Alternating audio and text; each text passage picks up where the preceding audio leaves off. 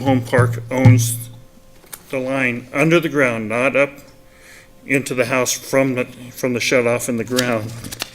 Okay, then the third page shows that, okay, freezing protection, they have to be protected from freezing. On that first page, why should we have to provide a heat tape to prevent freezing of someone else's property? And then it also says on that same page, meter boxes, it says that the water meters have to be in meter boxes. Okay, the next page shows the permit that was issued and approved. And then the page after that shows more clarification because some of it is unreadable towards the bottom. It shows the address and the permit fees and the property owner on that. The next one shows the plumbing contractor that actually pulled the permit on that project. This was approved in one day on July 31st. It was not assessed by the city attorney or anyone else. The city plumbing inspector approved the permits right away. The next one is actually a clarification of what the permit is. It's a blanket permit. Well, a blanket permit can mean anything. You know, we'll fix anything that's wrong. It doesn't, and it also says on that they're going to be replacing existing meter assemblies and reconnecting to existing plumbing. The issue with that is those other water meters are on the wrong line. They're on the homeowner's line, not on the mobile home parks line. Okay, and then the next one after that shows the total fees. I talked to the city plumbing inspector, and he said that they were not going to be crawling under mobile homes to look for these installations, that the skirting would have to be removed. Some of the skirting's already been damaged because of this. And then the last page shows where I actually, through my company, removed a water heater that was not permitted back in April. So the issue is not can we put the meters in, it's they need to be put on the proper line and be permitted properly. And that's what my grievance is. And thank you very much. Thank you. Next we have Christy Masters.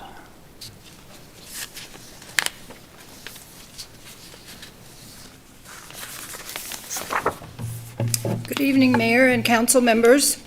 My name is Christy Masters, and I'm the treasurer of Shared Harvest Community Garden, a small 501c3 nonprofit here in Coeur d'Alene. The Shared Harvest is a community garden located at the corner of 10th and Foster in the historic Garden District. Unlike traditional community gardens, we do not have individually assigned plots. Instead, we garden together as a community. Our volunteers take home a small portion of the harvest, while the rest of the produce we grow goes to Father Bill's Kitchen at St. Vincent de Paul to provide their evening meals for our neighbors who are homeless and food insecure. This year alone, we've already donated over 900 pounds of produce, and we expect to exceed 3,000 pounds by the end of the growing season. Over the years, Shared Harvest has also provided vegetables to local food banks, Union Gospel Mission, Anchor House, and other community organizations. We partner with the Boy Scouts on Eagle Scout projects. We work with homeschool groups in the garden, and we provide garden space for special needs recreation so that participants can grow vegetables to use in their cooking classes. I'm here tonight for two reasons.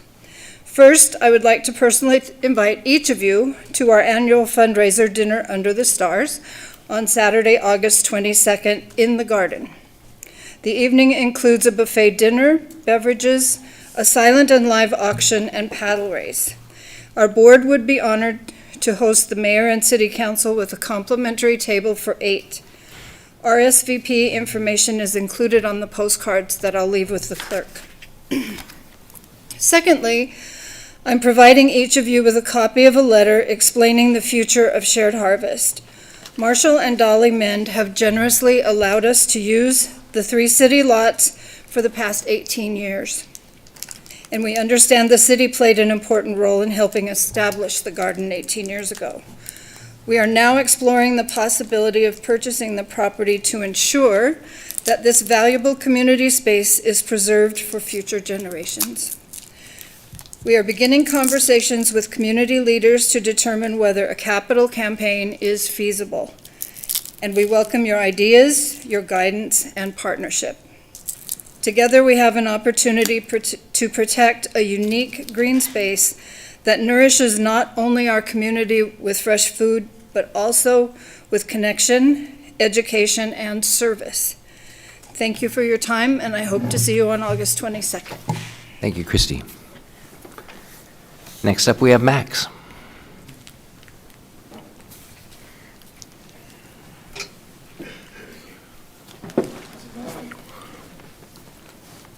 So I came to this council meeting about 3 weeks ago. Christy, you said you were going to look into, did you find out anything? Because I didn't receive an email. Oh, well, you should have. I Not didn't. from me, but from staff. From who? Well, actually, I'm not sure they're even here tonight, but I just sent do you want me to answer? I'm sorry, I'm kind of out of order. Sure. I did send your request out to the city attorney. I don't know if our new city administrator was on board yet by Sure. then, but I did send your request. You sent the request. Did you get a response? Not for me, no, it was to go to you. It's in regards to a FOIA request, just so that the public knows, that was billed completely incorrect, and then they reached out to Rhonda and said whether it was accurate or not. And that being said, what was interesting about it is I'm the one who came up with the calculation, not your staff. I calculated it and then gave them the estimate. So they said they do it legally. They didn't ask your legal department, but they asked Rhonda, right, sitting in council. We could pull that video up too. I mean, you guys have it. And you guys said you do it by the book, so I wonder how that came about, how my math was the accurate math, and nobody gave me a response. Additionally, Randy Adams contacted, I'm assuming here, has been contacting Ryan Hunter, which is the prosecutor here, the criminal prosecutor, and asked him to press charges against me for damage to a shrub. There's a trash can or a trash company that comes in and runs over these same brushes and everything else. What's most interesting out of this is it's actually retaliatory. In their request for what is my plea essentially is a no contact order with the bells, which is crazy because it's a city tree that I'm being charged with damaging, which is kind of interesting and ridiculous. But your city staff and your employee here said that there's a non-contact order with a neighboring property. That's retaliatory. That's malicious prosecution. It doesn't make any sense. It doesn't hold any sort of legal ground. Dan, you're an attorney. Help me understand how somebody can be offered a no contact order with a neighboring property if it's a city tree. Absurd, ridiculous. In regards to my permit that I obtained through your building department, you guys have given me a hard time. I mean, it's been this ongoing dispute in my neighborhood where the Bells have actually come here and complained about it and call about my vehicles, etc., that are parked legally within the road. And the trees in front of their house are actually intruding into the roadway. But even then, I'm trying to really wrap my head around how the city can ask for a no contact order when it's a city tree. It seems weird. It holds no legal merit whatsoever. So I'm really excited to take it to court. It is retaliatory. He also stated he believes that while you guys made mistakes, you guys have sovereign immunity. Not when it's retaliatory. Not when it's retaliatory, Randy. I know you don't have the courage to look at me. But yeah, no worries. All right. You guys have a good day. This guy's a piece of shit. Thank you, Max. Is there anyone else who would like to make public comment? Okay, we'll move on to the next item on the agenda, which is council announcements. Any announcements from council? Yes. Christy. Thank you, Mr. Mayor. Well, we've all been thinking a lot about our neighbors in Spokane. Another organization that I belong to, the Kootenai County Task Force on Human Relations, has partnered graciously with the City of Coeur d'Alene and the HRAI, which is the Human Rights Education Institute located right over there. And we have a press release going out that will talk about our initiative. It's called From Idaho with Love. So I'll just read really quickly that we are doing a week-long fundraiser to assist individuals who've lost everything during the tragic fires in northern Spokane. Individual organizations, the faith community, or businesses can donate items such as clothing, toiletries, school supplies, toys, etc., right there at the Human Rights Education Institute, building that's at 414 West Fort Grounds Drive. It's adjacent to City Park. You really can't miss it. From August 8th through August 15th. Volunteers will be available to assist donors during the office hours. Containers will also be available to the entrance to the building in case you come there and someone's not there and you just have a few small items to drop off. We do encourage those who want to donate cash to send those funds directly to the Inovia Foundation in Spokane. And you can go online and visit their website or mail a check to the Inovia Foundation. Your memo does need to read that the funds are for the Spokane Complex Wildfire Response Fund. If you have any further information, you can contact myself or Tony Stewart or Jeanette Laster or the mayor. And it's really important to us that everyone that's impacted, well, we all know somebody. We all know somebody that lives there. We all go to Spokane. I was born there, lived till I was 10. And it's just horrific what's happened to them, and we know that it could happen anywhere in USA, hopefully never our town. But we want to show them that we're here for them, that we care, and we're going to deliver some items. And everyone has some gently used clothing, brand new toiletries though, that's kind of a must. And if you could be so kind, everyone in our region, to go drop off some items at HREI, that'd be great. Thank you, Christy. Dan English. Well, just to follow up on that and give a shout out to the Lutherans and their dogs. There was a great article in the press today about the comfort animals and helping with that. And seriously, that is something, I mean, with the animals and what they can do is great. So it's just all dimensions of the kind of caring circle come into play. So, yeah, there's different ways to help, and so. Thank you. Good old Lutheran dogs. Yes, Okay. Kiki. Just thank you for all that work on the fires issues. That's so important for us to step up. I just wanted to mention that August 20th at the Den, there is a panel that is working, going to be folks who have been working in the attainable housing arena. And I'm sure with these wildfires and all these people displaced, every contractor in the region is going to be just swamped for a decade to come. But we are still looking at solutions to attainable housing. Senator Ali Rabi, a couple of other legislators, folks who are leaders in the industry are going to be there for a panel discussion from 6 to 8 at the Den on August 20th. If you know someone who's in that area and would like to attend, we'd be glad to have them. It's free. Thank you. Any other comments? I do have one announcement to make, which is regarding our student representatives to city committees. If you are a high school student between the ages of 14 to 18, you have an opportunity to learn about city government and become a part of our community by volunteering to be on one of our committees. The committees that we still need representation for are the Park and Rec Commission, the Ped and Bike Advisory Commission, the Urban Forestry Committee, and the CDA TV Committee. And the application deadline is Friday, September 18th, 2026. If you would like to apply, you can contact us at cdaid.org and look for the volunteer area and then student representation to submit an application. We look forward to that. We'll be making those appointments later on this year.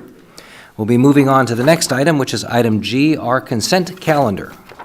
Mr. Mayor, I'll make a motion to approve the consent calendar as presented, including resolution number 26-060. I'll second. So we have a motion and a second. Any discussion on our consent calendar? The contents are up on the screen if you're here. Very good. Roll call. Scheckler, Yes. English, Yes. Wood, Yes. Evans. Yes. Miller. Aye. The motion is carried. We're moving on to item H, other business. First item we have is resolution number 26061, ratification of an update to the Code of Conduct and Conflict of Interest Policy to meet the federal HUD grant requirements. Our staff report is by Sherry Battersher, Community Development Specialist.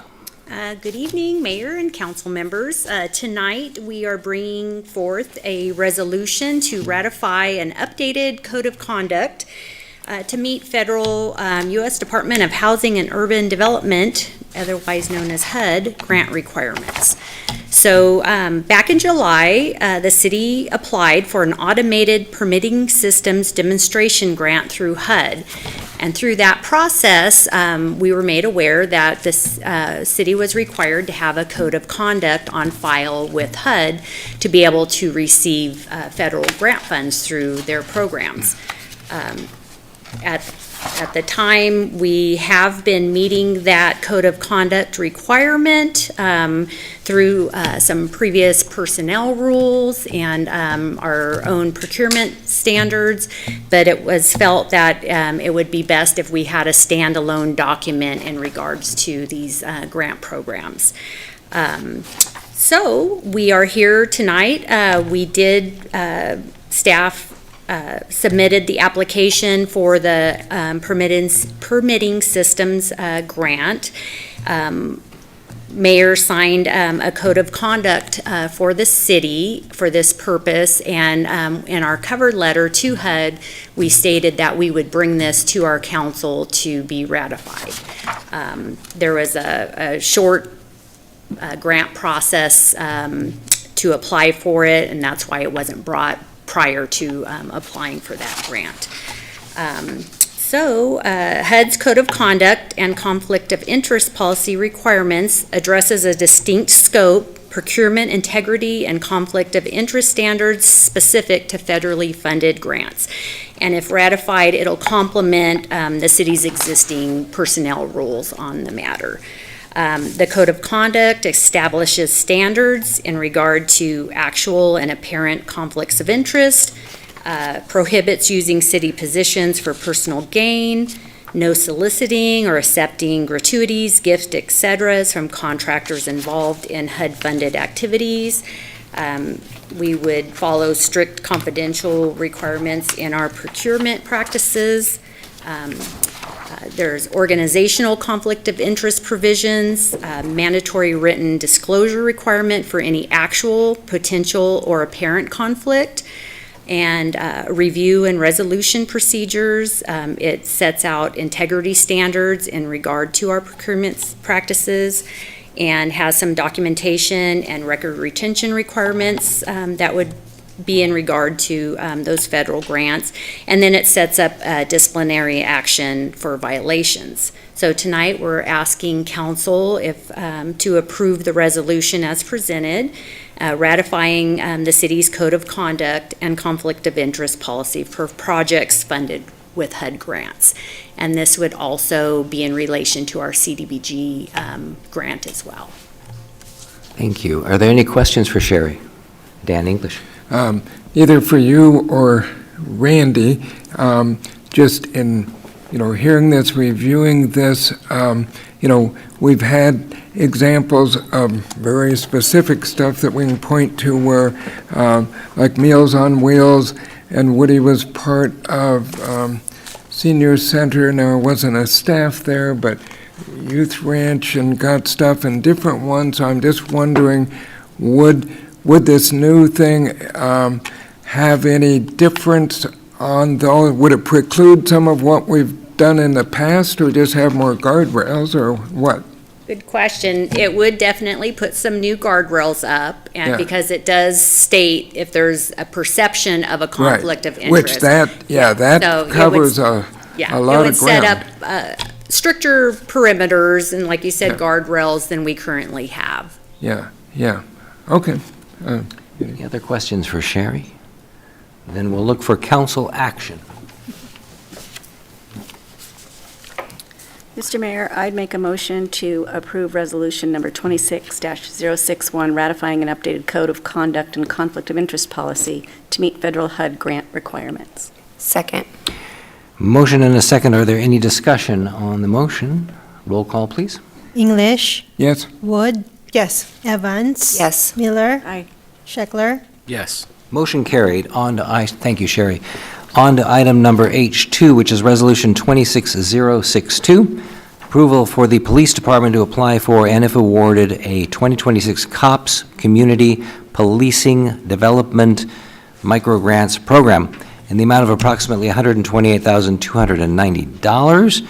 I know that it says Jeff Walter will be making the presentation, but we have Lieutenant Tilson with us from the police department. Definitely Bill. not as tall, definitely not as handsome, so. Good evening, City Council and Mayor. This request seeks authorization to apply for and accept the 2026 COPS Community Policing Development Microgrant in the amount of $128,290. This grant would allow the police department to establish an in-house digital forensic capability by expanding the duties of an existing crime analyst position and providing the equipment, software, training, and certifications necessary to process digital evidence. Digital evidence plays a key role in our modern investigations to include child exploitation, internet crimes against children or ICAC cases, narcotics investigations, financial crimes, violent crimes, and missing person cases. In 2025, the department entered more than 100 electronic devices into evidence, and detectives handled more than 2,700 follow-up investigations with those. And to keep that in perspective, 100 electronic devices could have storage up to well over a terabyte in size. So it's, even though 100 doesn't sound like a lot, that's a lot of data that they can go through. Currently, many forensic examinations require assistance from outside agencies, which can create delays due to the competing workloads and the limited resources of our area. This grant would allow us to process evidence locally, improve investigative efficiency, reduce delays, and better support victims and prosecutions. A quick thing about the grants, this is a COPS office grant, which is part of the U.S. Department of Justice, and that provides us resources, training, and granting grant opportunities to law enforcement agencies nationwide. This is a competitive microgrant. It requires no match. It doesn't create a new position, and it provides a 2-year opportunity to establish and evaluate this capability for the department. The category we are pursuing focuses on efforts to investigate and interrupt child exploitation. There are 7 categories that we could choose from. We felt that was most applicable for what we're trying to do. Child exploitation investigations are often complex and heavy dependent on the digital evidence, regretfully. Successful investigations require forensic analysis, coordination with prosecutors and partner agencies, and collaboration with victim services and child advocacy organizations. The program goal is quite simple: to develop an employee with the training and tools necessary to serve as that investigator. Most importantly, this is not a request for new hire. There isn't anything that we would have to carry over into that realm. This capability would be assigned as a collateral duty to that existing employee. The grant does again cover training, equipment, software, and all that would remain with the department after the grant completes, so we can continue using it past the 2-year purchase. I know some financial considerations should always be in order. This is $128,290 that will go past 2 years. As they proceed, there might be a little bit more. We are able to, if there's an employee stipend for that increased capability, that if we worked with the HR department and they said this does qualify, we can actually add that into this grant ahead of time. So for those 2 years, we can cover those costs.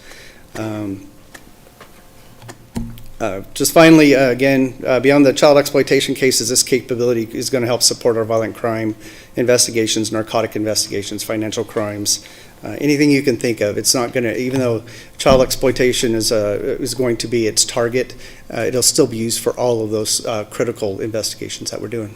So with that, I stand for any questions. Oh, I should add, I do want to add this. All digital investigations would continue to require warrants, consent, or other lawful authority. We're not just going to go out there and just willy-nilly do things. We're going to do this correctly and to the best of our legal abilities. So with that, I stand for any questions. Thank you, Lieutenant. Any questions? Christy? Thank you, Mayor. Lieutenant, I know you're a crime analyst. I used to supervise her. She's brilliant, and she'll do a fabulous job. We're not using her, we're using Max. Okay, he's good too. Sarah's definitely going to be an integral part of this process. But my question is, they have a huge workload already, but this is necessary, absolutely necessary. I guess I'm just offering my 2 cents. I would build in that stipend, front load it, because they're going to be inundated with work. Regretfully, that's absolutely correct. Yeah. Thank you. Any other questions on this topic? Then I will accept council action. Mr. Mayor, I would make a motion gotta find it here. To approve the police department, ratifying, no, that's not it. Okay. To approve resolution number 26-062, approval for the police department to apply for, and if awarded, accept a 2026 COPS Community Policing Development Micro Grants Program in the amount of approximately $128,290. Second. Motion and a second. Any discussion on this motion? Roll call. Wood, Yes. Evans, Yes. Miller, Aye. Scheckler, Yes. English. Yes. Motion carried. Thank you, Lieutenant. And next up, we have item H3, which is Resolution 26063, approving an amendment, number 1, to the agreement with Poe Asphalt Paving Incorporated for the 2026 Chip Seal Program. We have Todd Fuser, our Streets and Engineering Director. Todd. Good evening, Mayor and council members. If you hadn't noticed, it's construction season, and there's a lot going on out there. We started just over a week ago on our 2026 chip seal project, and we noticed some things that we overlooked and should do a little bit more within our current budget. So wanted to bring that forward. Ironically, they did complete the work last Friday because it moves that fast. And so, being it was within budget, I felt safe. I didn't want them to come back. Anyway, there's a section of Canfield right here, basically to Pine Grove from Ramsey Road that was overlooked, and they were right there, so we wanted to capture that street. They were also going to do a section of Pine Grove from Hanley to Wilbur. And then that was going to be a second layer of chip because the road was a little bit far gone. And so we wanted to add another layer. That'll give us a ½ inch more of thickness to the road surface, and it'll hopefully buy us 7 to 10 years without having to do major repairs. Also, the same treatment from Highway 95 on Wilbur all the way out to Ramsey Road. We decided to put a second layer on there as well. About 5-6 years ago, we used to do 2 layers of chip on every road that we did, but we felt like we were falling behind and we needed to get more volume, so we moved to a single layer. That won't last quite as long, so hope to get back to doing 2 layers across the board eventually. But we also want to seal up as many roads as we can. The cost of this change order, for this change order number 1 would be $98,287.80. That would bring the total contract up to $981,575.80. Anyway, at this time, I'd take any questions. Any questions for Todd?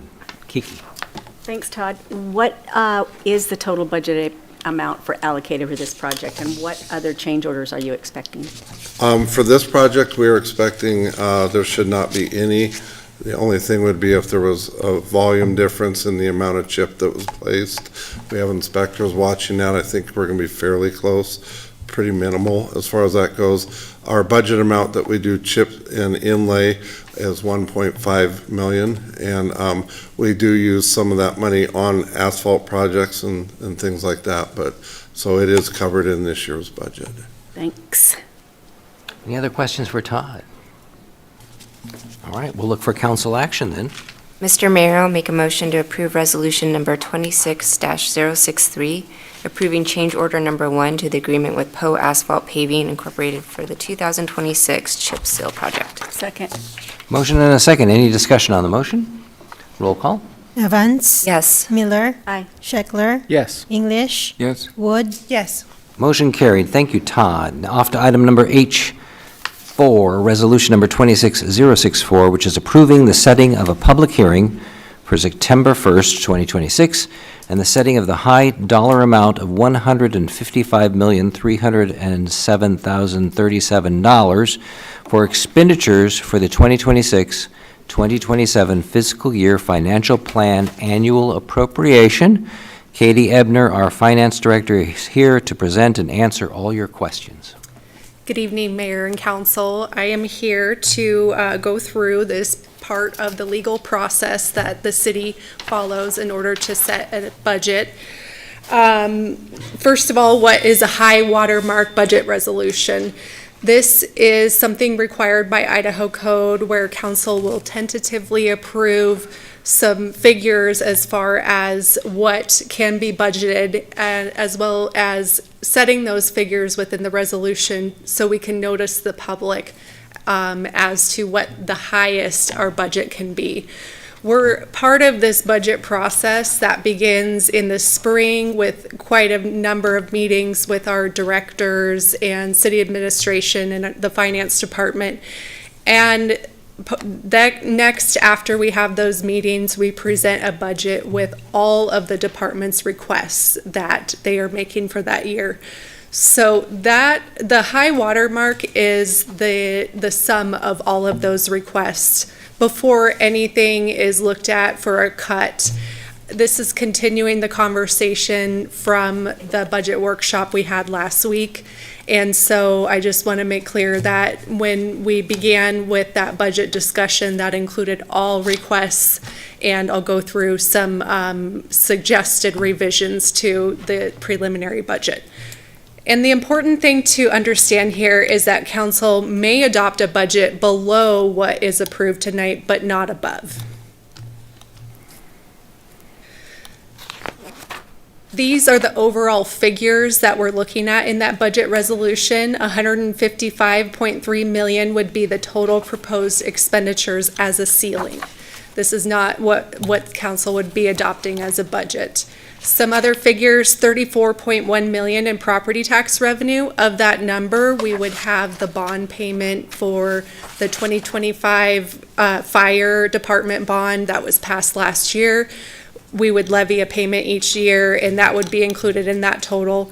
Beyond that, library is funded by our levy, so that 34.1 million is going to a number of different items throughout the budget. And then 127.8 million would be other revenues that we went into depth in that budget workshop.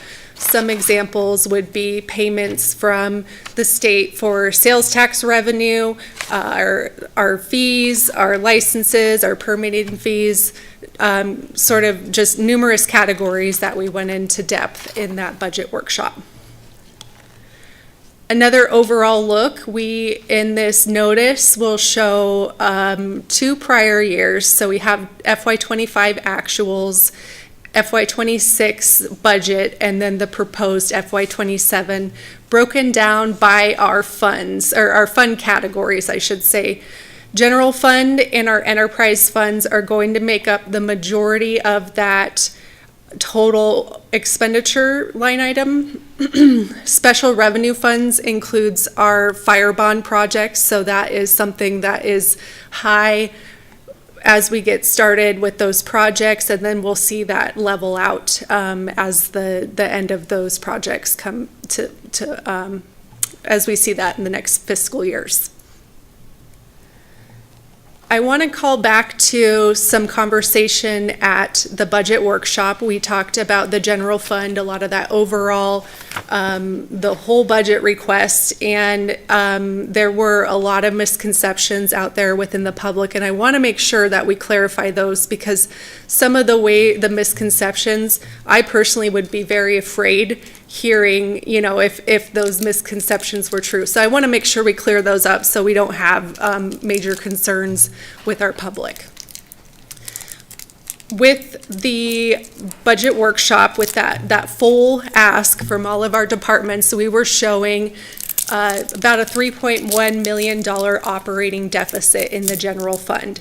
The assumptions there was a 7% increase in the city's property tax line item, not necessarily a 7% increase in the tax rate for our citizens. So Idaho property taxes are not simple, and it can be easy to have misconceptions out there. For example, if you come from a state where the property taxes are driven by a levy rate that sort of stays static, you will not be able to apply those assumptions to how we calculate property taxes in Idaho. So rather than get into depth as far as how that all works, I'm going to hopefully show some figures that are more reassuring.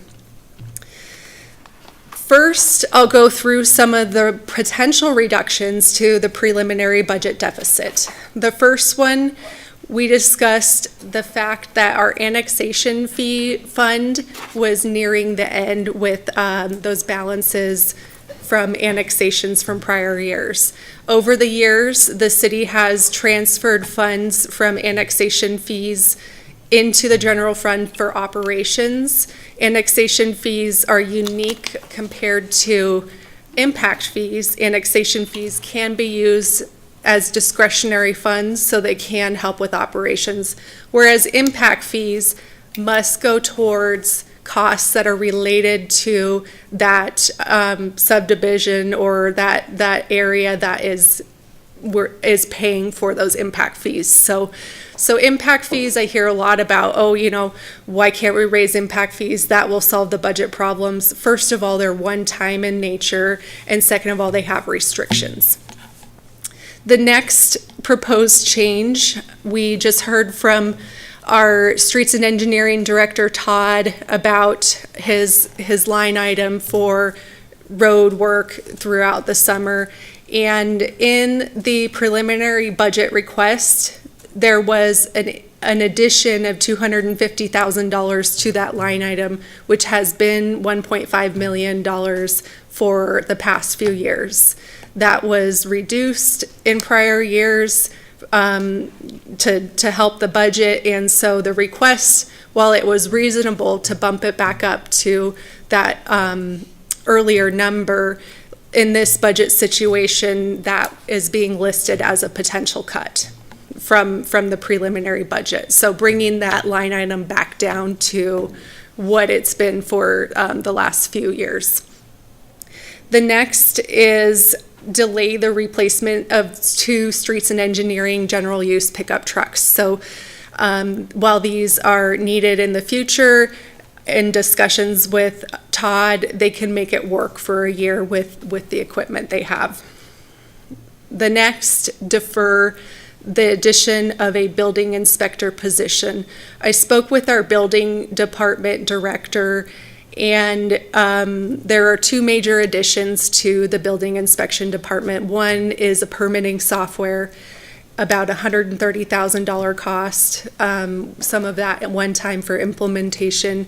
And it was clear that our customers, our builders, really need something more modern than the product that we have, which was built in-house. And we need something that is not only more user-friendly, but will help that department be more efficient in the process. So in talking with our director of building inspection, he was more comfortable cutting out that FTE. And as I'm going through these, the first place we look when we're starting to shore up the budget are the items that are additions from prior years. So the question is, can you make it work next year without these additions? And so these are the ones through those discussions that have been identified. The next is an additional position for an HVAC technician. The city has a number of aging HVAC systems, and our building maintenance department is looking at some replacements of older components, but the city would benefit. It would help our building maintenance department kind of get to a lot of those issues and keep those systems in tip-top shape. The next is there was an additional request for retaining an attorney position that essentially this is not this is a vacancy position that would be removed. It's not cutting anybody in the legal department, but it is up here as an addition. And then we have recreation department. we asked if they could do without this vehicle replacement in the next year. And last, it's a small line item, but our planning director did mention that this could be cut from the budget as not a have to for the planning department intern. Any questions at this point?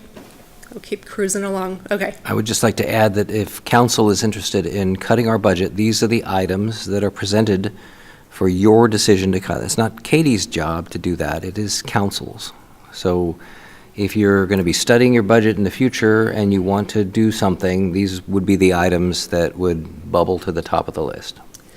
And I just want to be clear that conversations with directors have been had at this point. It wasn't, oh, I don't think they need this type of conversation. It was, okay, we've got to start making these tough decisions, or can you operate without that? So I wanted to be careful that it's not something that, me as an accountant said, oh, you can do without. So, and yes, of course, it is up to council if, to choose what we would end up changing in the budget going forward.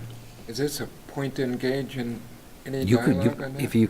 I recognize Dan English for a question. Okay. Well, just the very last one, which is small, but defer the planning department intern in the scheme of all of the stuff. That's that's a very low amount. We're not going to save much on that, but an intern can perform a lot of duties and things. And at the same time, when we're talking about some of our planning department building, some of that we need to upgrade and do this and that, it just seems like I would be very wary of cutting that out, given the kind of the trade-off of what we would get for that. So that's my sense on that one. So.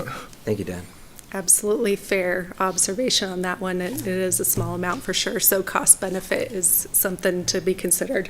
And if council wants to ruminate on this and then come back later, remember we are setting the high water mark, so we can come down from there. Yeah. If you want to review some of these ideas, maybe discuss them with the department heads and see what they think. Thank you, Katie. Okay, just looking at overall, what would these changes do to this preliminary deficit we're looking at? We would see it just under $2 million if all of those changes were made. And this second to last item makes me a little nervous, but I'll explain why that is there. Typically, the city has been able to realize savings throughout the year from vacancies in positions as employees leave. There might be a gap between that position being filled, which generates savings, or a position could be strategically delayed in order to generate savings for the general fund. This is an aggressive number as far as being very intentional about looking at positions and that we can keep services, but maybe hold some of the costs throughout the year. Typically, I see about $1 million in personnel savings, which is, we should see that because we budget 100% of how many staff members were allocated. And that's been a long time city practice. I've been working, speaking with our new city administrator, Mr. Dominguez, about how we could look at those savings we inherently see every year. It may be difficult because of the way department directors are used to seeing their budgets, so that's far off. But this is an aggressive number of, we'd be very intentional about savings from vacancies rather than looking at layoffs, so. And I just wanted to add something here. So there are a lot of organizations that will use this magic to go ahead and make their budget look better. So instead of budgeting 100% of FTEs, we would budget 97 or 95 and then say, look at our savings. The city's never done that. But we do realize those savings at the end of the year when we do our reconciliation. So we will see some savings. It's just would be, in your opinion, in my opinion too, it would be bad practice for us to fall back on that to say, look, it's better. we need to be realistic and honest with the public. Exactly. I think looking at realistic numbers, being transparent as to what we would expect to see happen.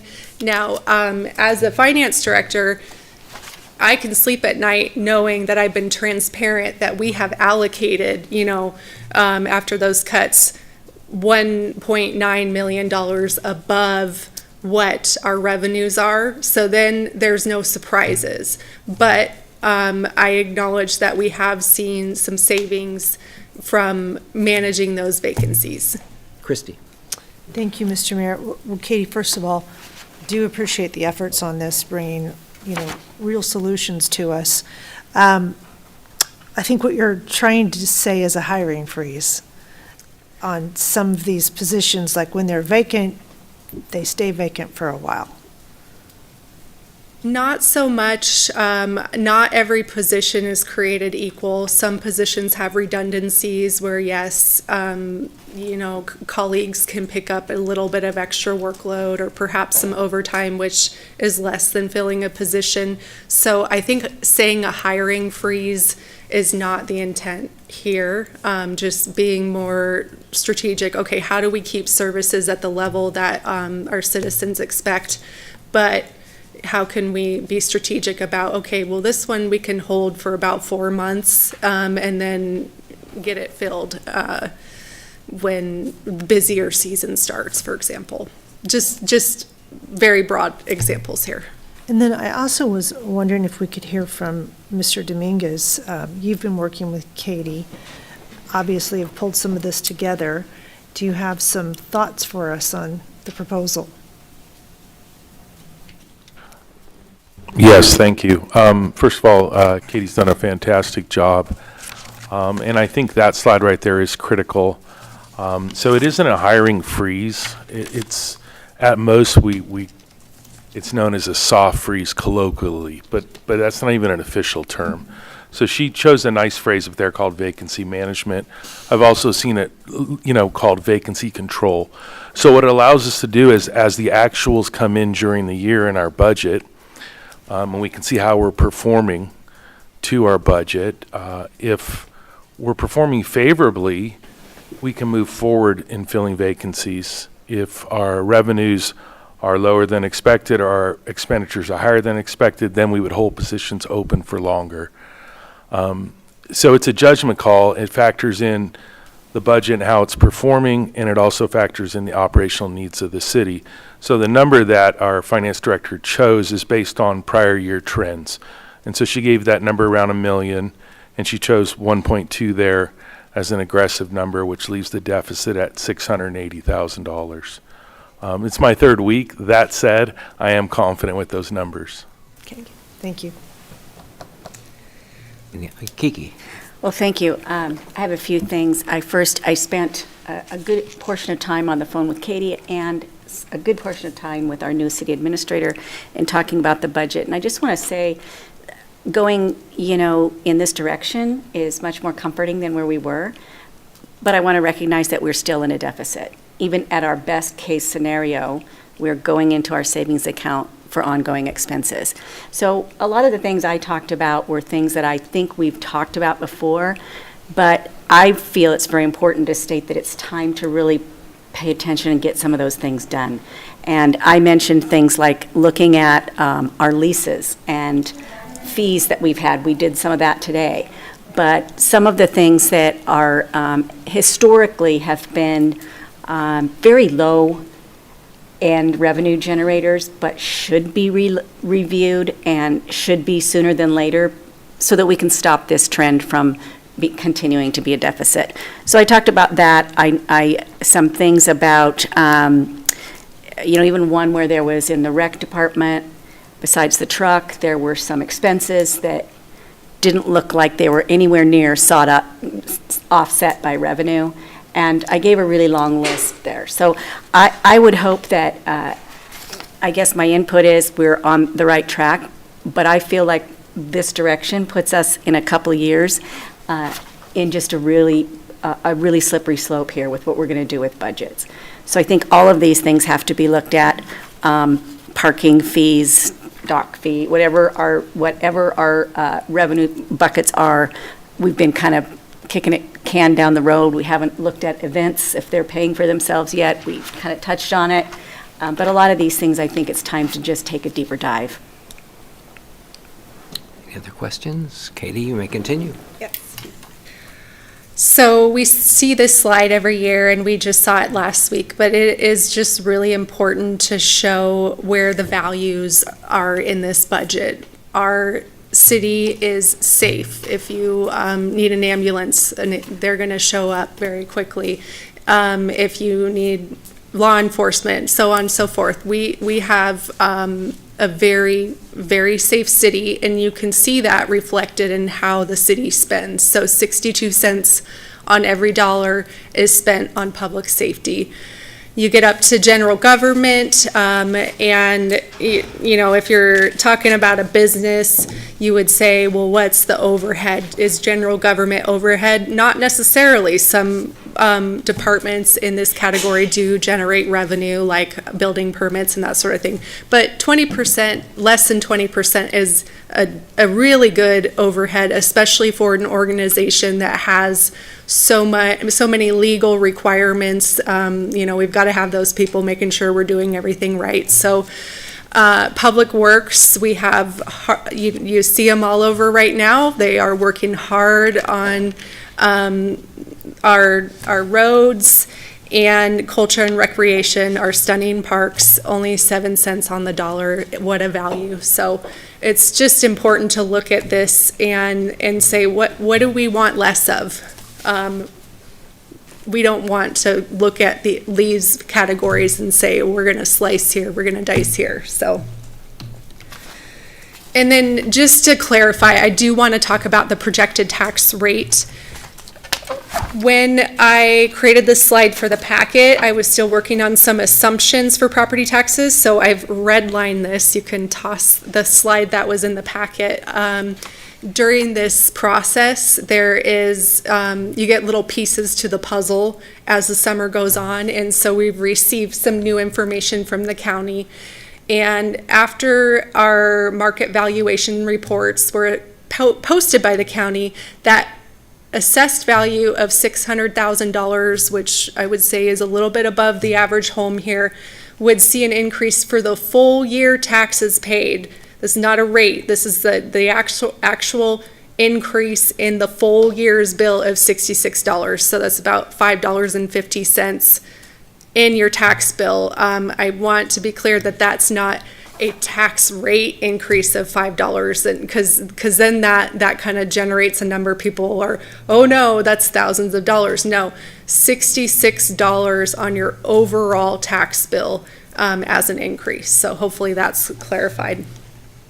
And then just wrapping it up, this is the timeline we're looking at. So the resolution would be approved, and then we publish hearing notices per Idaho code. And then the public budget hearing would be September 1st at 6 p.m. at our regular council meeting. More work to be done on this budget, but this is where we are in the timeline. So any questions? Any questions for Katie? Just a clarification, because I know that this has come back to me before, is you say it's just a total of $66 on their tax bill, but that's just for the city of Coeur d'Alene. So then they come back and say, you said it was going to be $66 higher, and it's much higher because the other districts or the college or whoever aligns to that. So just clarifying that that's just for the city of Coeur d'Alene. For city of Coeur d'Alene taxes, the bond, and all the other tax revenue categories. Thanks. Amy? Yeah, I don't have a question, but I just wanted to acknowledge all the work that you've put in, even since our workshop roughly a week ago. And thank you to the department heads and everything that you've done to prepare for tonight. So, thank you. Any other? Christie? Thank you. My question's to you, Mr. Mayor. Mm-hmm.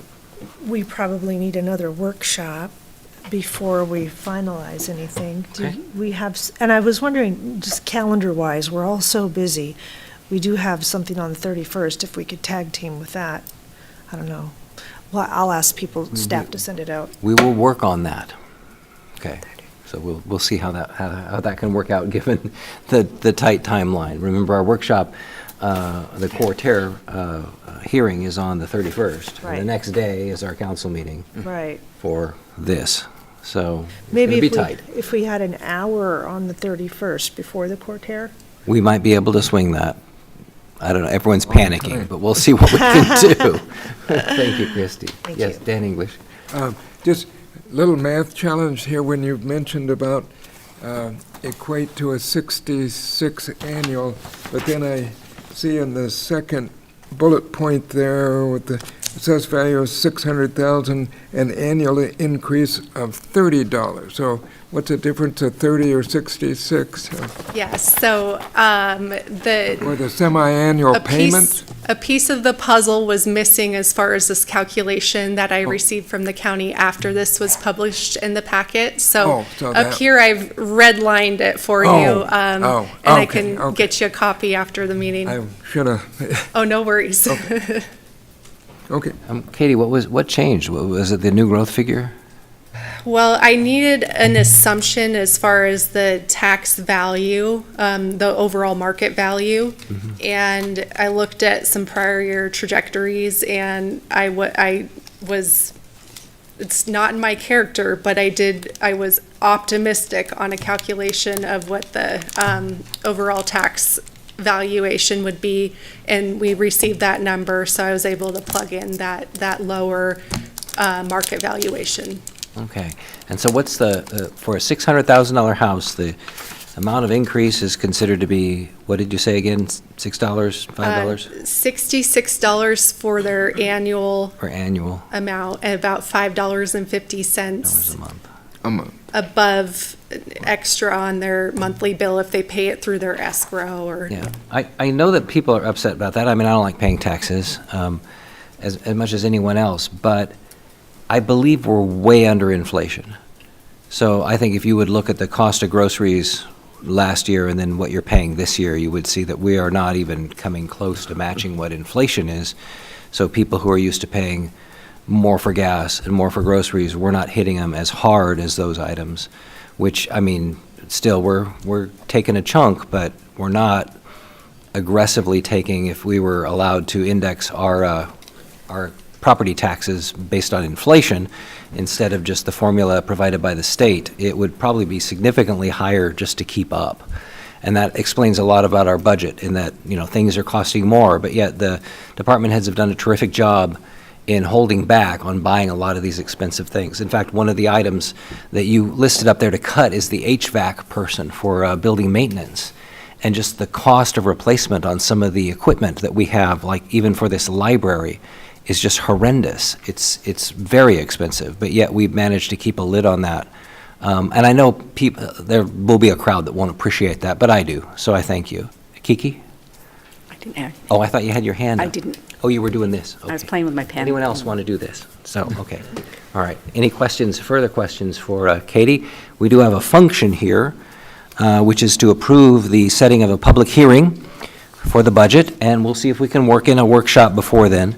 And also to set the high dollar amount, which I will not read because someone else will read it in just a moment if they make the motion. Thank you. Mr. Mayor, I'll make a motion to approve resolution number 26-064, approving the setting of a public hearing for September 1st, 2026, and setting the high dollar amount at $155,307,037 for expenditures for the 2026-2027 fiscal year financial plan. Second. Motion and a second. Any discussion on this motion? Very good. We'll take a roll call. Miller, Aye. Scheckler, Yes. English, Yes. Wood, Yes. Evans. Yes.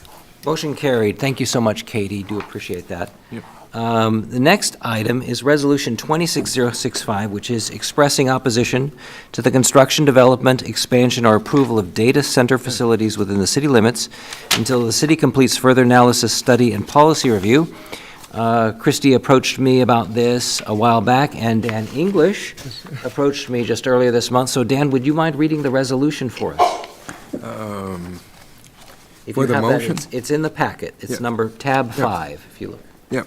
No, tab 5, you got to read the resolution. Oh, the So resolution. they know exactly what we're voting on. Okay. Thank you, sir. Sure, happy to.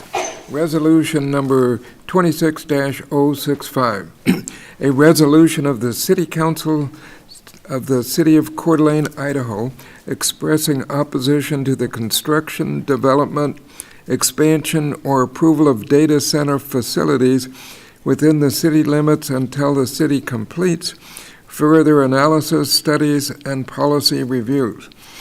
Whereas the City of Coeur d'Alene has adopted strategic goals emphasizing sustainable growth, infrastructure planning, transparency, responsible governance, and preservation of the community's character and long-term livability, and whereas the City Council recognizes that large-scale data center developments may have significant impact on municipal infrastructure, including electrical demand, water consumption, wastewater capacity, drainage system, transportation networks, emergency services, land use compatibility, environmental sustainability, and long-term economic development planning.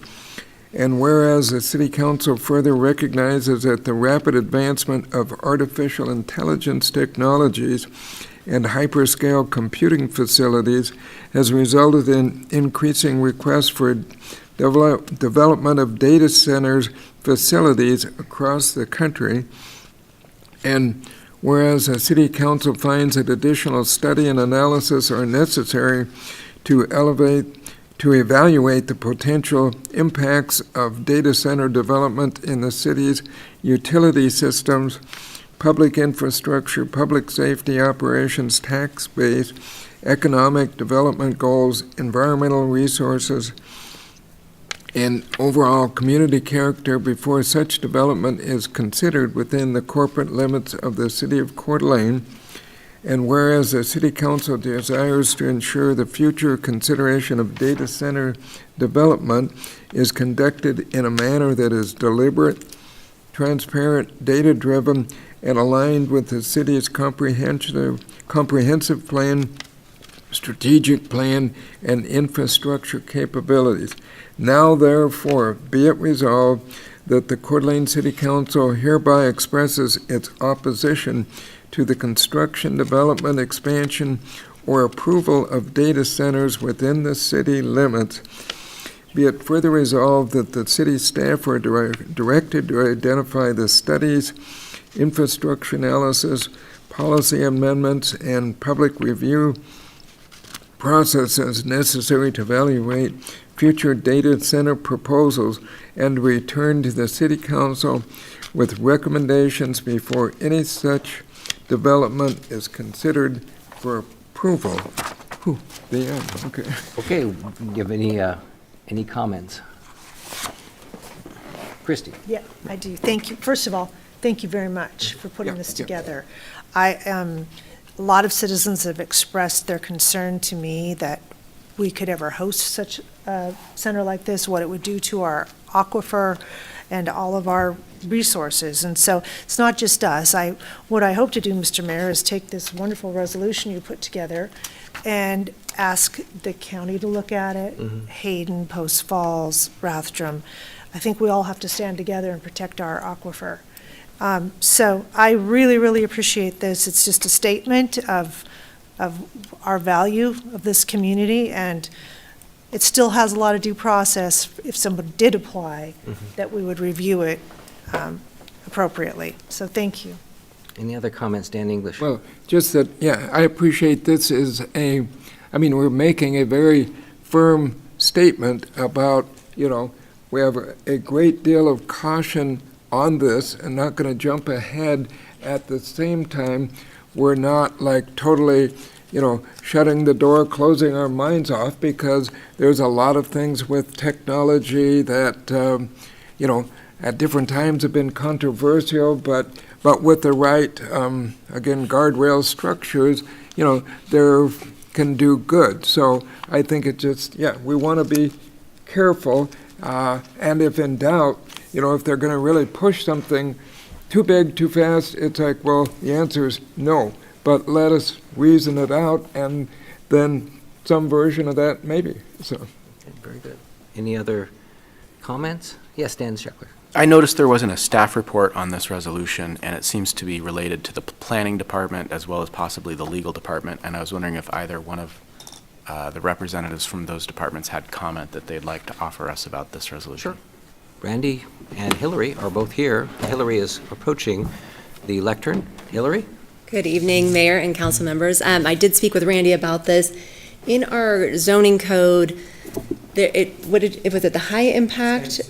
Extensive, I forget what the category was. So extensive impact is a use allowed only by special use permit, and so that would be the most likely. There's also a category called essential services, which that one is more for public infrastructure. That would be more like an Avista for electric transmission, things like that. So this is certainly a big issue across the country and throughout Idaho, so I can certainly speak with other communities across the state and find out best practices. We have a planning conference, joint conferences September with Montana, and they've also been dealing with a lot of data centers, so the timing is excellent for us to be able to come back and present evidence and recommendations for best practices, and if we need to change anything. I think we're okay with the current code in terms of the extensive impact, or whatever that category was, because it does require a special use permit, so that would allow the conditions and things like that. Also, data centers generally have larger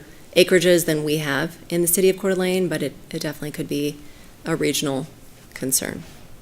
So all this resolution basically does is just tell you to come back to us, that we stipulate that the council is not supportive of it at this time, but we do want to hear more information. That's part of the resolution, and from what I've discussed with you and with city staff, we really don't have a place to put one. Right. So it would be, and the special use permit, that process would come back to council regardless? Special use permit for that would go through the Planning and Zoning Commission. Then it could be appealed? And it could be appealed to Okay. City Council. All That's right, correct. good to know.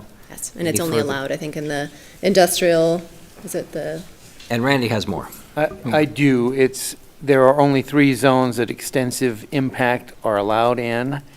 The C-17 and light manufacturing both require a special use permit, but it is a use of right in the manufacturing district. It would not have to go through a special use permit if it were deemed an extensive impact use.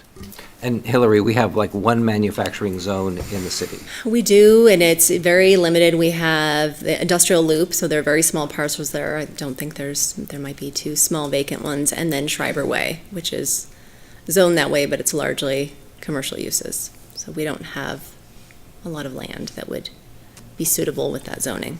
Okay, Mr. Scheckler, do you have more? No. Okay, Dan English. Well, just that looking ahead, of course, this is all going to be dealt with and needs to be dealt with by our legislature, and it's not too early as we're planning some of our fall calendars, and we usually try to host, some different things with legislators. This is something, and for the public to really be asking them what's their position on this, and I'm curious because unfortunately we've got kind of too many cases to count where something that really impacts the locals and all of that our authority has been taken away by the state. So this is we really need to keep an eye on this because there are major players at stake, and who knows what can happen. So, but we should have a lot of interaction. Very good. All right, thank you, Hillary. Randy? Great. We'll look for council action. Then on this resolution. Mr. Mayor, I'd make a motion to approve resolution number 26065, expressing opposition to the construction, development, expansion, or approval of data center facilities within the city limits until the city completes further analysis, study, and policy review. Second. Motion and a second. Any discussion on the motion? Roll call? Scheckler, Yes. English, Yes? Wood, Yes. Evans, Yes. Miller, Aye. Motion carried. On to item H6, which is Resolution 26066, amendment to the City of Coeur d'Alene Benefit Trust Irrevocable Trust Agreement. Staff report by Randy Adams, City Attorney, as recommended by the Benefits Trust Board of Trustees. Randy. Thank you, Mr. Mayor, Council. I don't have a slide presentation. It's a contract amendment, which is not conducive to really exciting slides. But I come before you tonight to ask for approval of a proposed amendment to the City of Coeur d'Alene Employee Benefit Trust Irrevocable Trust Agreement. Big name. First, I want to point out that I had made an error in the staff report when I said that the agreement itself does not contain any provision governing the amendment of the agreement. I found in paragraph 7.2 that it states that the Board of Trustees, with the written approval of the plan sponsor, which is the City of Coeur d'Alene, may amend the trust agreement. In 2019, the City of Coeur d'Alene approved a self-funded health insurance plan pursuant to state law. The plan is operated through a separate and independent trust, which is funded by the city. The trust agreement was approved by the city on December 3rd, 2019, and the plan went into effect on January 1, 2020. The agreement provides that the plan and the trust funds are managed and administered by the trustees through the trust. The trustees, by state law, are fiduciaries, acting on behalf of the beneficiaries of the plan and the trust fund, which are the employees of the city and their dependents. Article 5 of the trust agreement provides the procedures for changes to the Board of Trustees. Paragraph 5.1 requires the Board of Trustees to provide notice to the Department of Insurance when there's a change of trustees. Paragraph 5.2 provides that a trustee who resigns must give notice to the chair of the Board of Trustees. Paragraph 5.3 provides that a trustee may be removed by the Board of Trustees. The city is not involved in any of those actions, primarily because the trust is required to act as an independent body. Idaho Code, Section 41, 4004, Sub 2, sets out the duties of the trustees regarding filings with the Department of Insurance. Pursuant to this statute, the trustees are required to file any amendments to the trust agreement and any changes to the trustee or trustees who are sitting. The notice has to include certain facts. Now, paragraph 5.4, which is what we're discussing tonight, concerns the appointment of a successor trustee, and it provides that in case any trustee shall die, become incapable of acting under the agreement, resign, or be removed, a successor trustee shall promptly be appointed by a written notice signed by the plan sponsor and upon written notice to the Director of the Department of Insurance. Otherwise, the agreement is silent on the procedure for selecting a successor trustee. In the 6-year history of the trust, there have been successor trustees appointed to replace 2 of the original trustees. In both cases, the remaining trustees voted to recommend a successor trustee, and council then voted to approve those recommendations. In May of this year, one of the original trustees, Bill Dodd, resigned. The trust received, after giving notice to the city at large, received 2 applications to be appointed as a successor trustee, and the remaining trustees voted unanimously to recommend a successor trustee.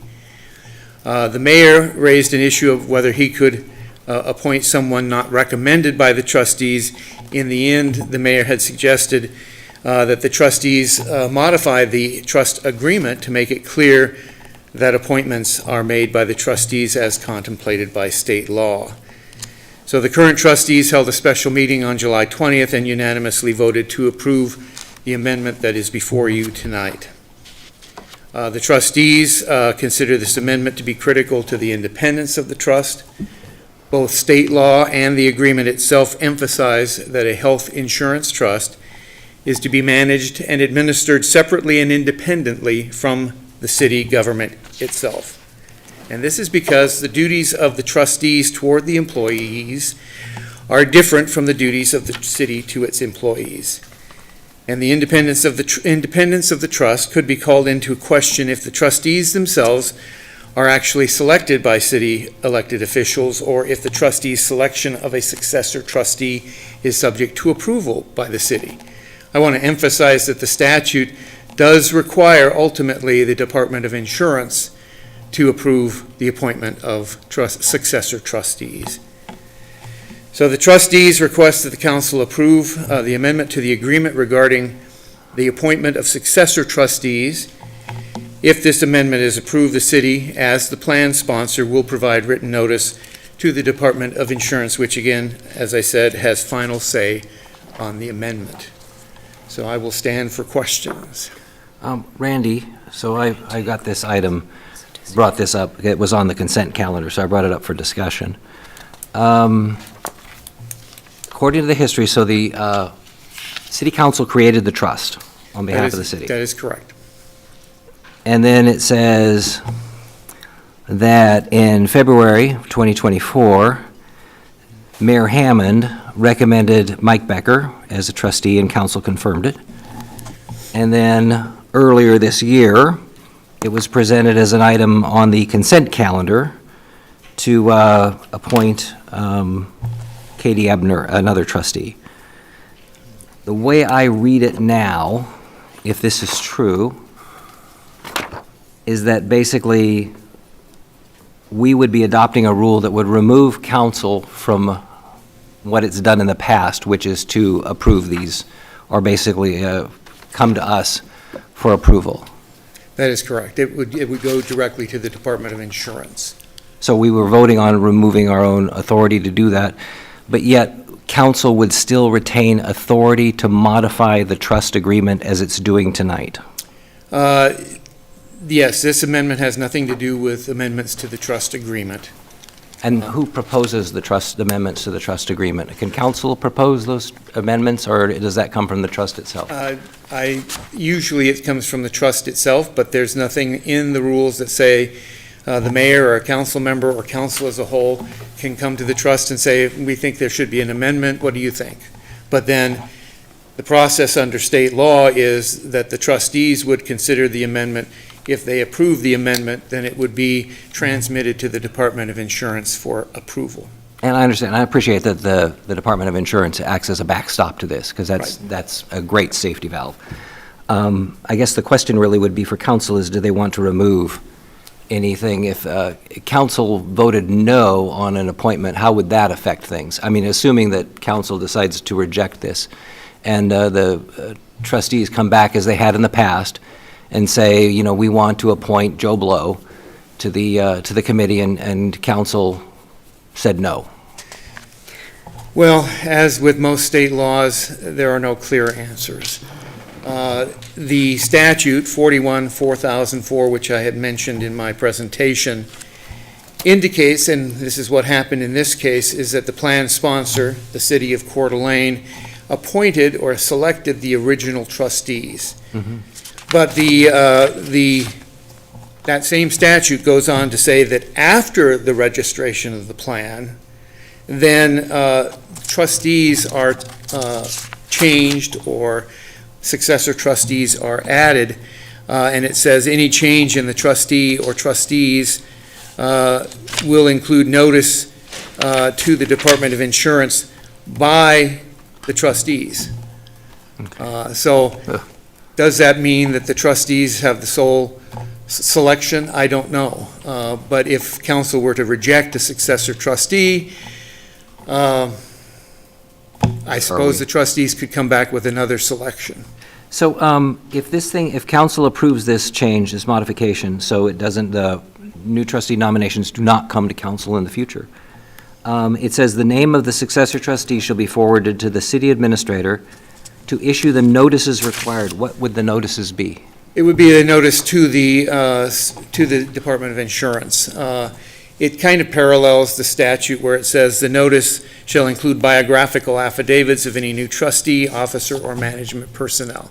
So it would just be a notice to the Department of Insurance that this is the proposed successor trustee. It would provide information on the successor trustee, and the Department of Insurance could say yay or nay.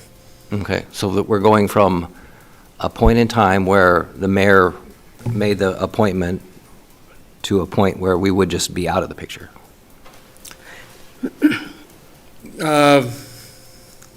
I think both of the successor trustees that have been approved were on the recommendation of the trustees. They didn't come in the first instance from the mayor or from council.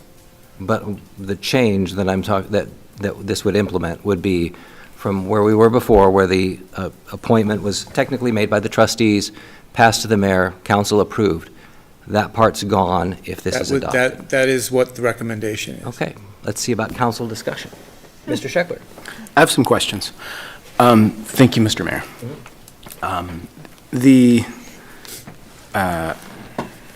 Coeur d'Alene Employee Benefit Trust Irrevocable Trust Agreement, that was approved by the Department of Insurance previously? It was.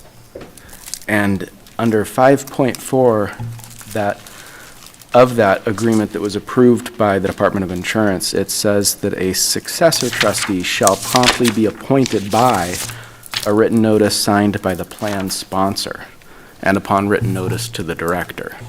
That plan sponsor, that's capitalized, I see a capital P and an S, is that you've referenced the City of Coeur d'Alene. Is that defined more fully in the trust agreement? Yes, it is. Plan sponsor is defined as the City of Coeur d'Alene. Okay. And the written notice to the director under Idaho Code 41-4004 subsection 2G, that director then has 30 days to approve a successor trustee. Is that correct? Or reject the successor trustee? Could you point that, what statute were you looking at? 41-4004 subsection 2, and then that says things that have to go before the director within 30 days for approval, and then under subsection G of that, it specifies the appointment of the successor Yes, it does trustee. say that the trustees shall file the documents with the department within 30 days. If this has been approved, this current agreement that we have was approved previously by the director of the Department of Insurance, that says that the successor trustee shall promptly be appointed by written notice signed by the plan sponsor. And if the director of insurance also has to approve whichever successor trustee we appoint, if we're not doing things in accordance with state law, wouldn't the successor trustee just deny our appointed successor trustee? You mean the Department of Insurance? Or, yeah, the Department of Insurance. Possibly. I don't know how closely they look at these things.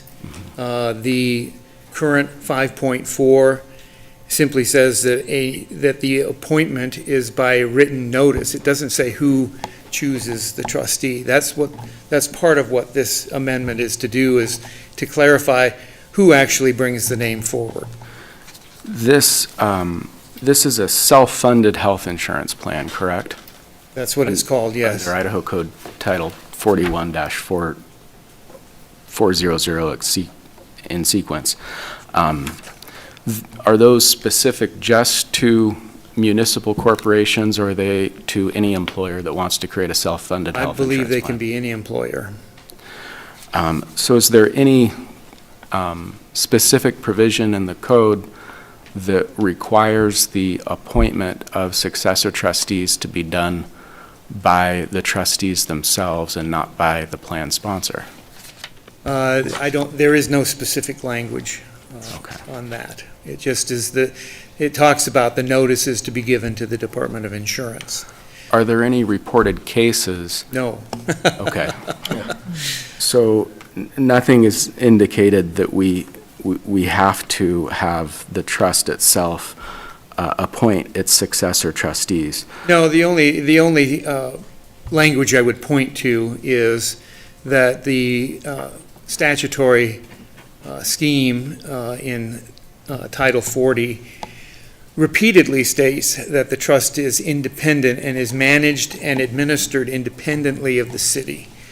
If the city is appointing trustees, successor trustees, so forth, then is that independent, or is that dependent upon the city? Well, the trustees, if they accept the appointment, they would have an independent obligation to act as a fiduciary for the benefit of the beneficiaries, correct? Correct. And we wouldn't be able to in any way control their independence if we appointed them. Correct. I'm reflecting on other independent boards that the government creates. I'm thinking of like the FCC, the Federal Communications Commission, or the Federal Reserve Board. And we have independent commissions to separate certain policy-making functions from the political process. In the Federal Reserve Board, for example, it's monetary policy from fiscal policy. And we separate that to create, this independent Federal Reserve Board so that they can make a fiduciary decision to the American people. But the president still appoints. By statute. By statute. And yet those independent, no one really questions the independence because they operate their authority independently. Why should we create an amendment to this trust that removes all public control from decision-making or from deciding who the decision makers are? And what could be the potential danger to the employees if there is not accountability to the public? I think we've had a lot of litigation recently on whether the plaintiff or whether the president can fire various members of appointed boards as well. And that certainly, at least some people consider that caused or drew into question the independence of those boards. If we say, yes, the city council can appoint trustees, then can city council then fire the trustees? Then we are really getting into, and I'm not sure that we would consider that the trust is a public body, but in any event, it's an independent, it's by statute to be independently managed and administered, and we feel that this is an important step. Is there anything in the trust agreement as it currently stands that allows the plan sponsor to remove a trustee? I would have to look at the agreement. I think it's all in the same section of the agreement, which is 5.4.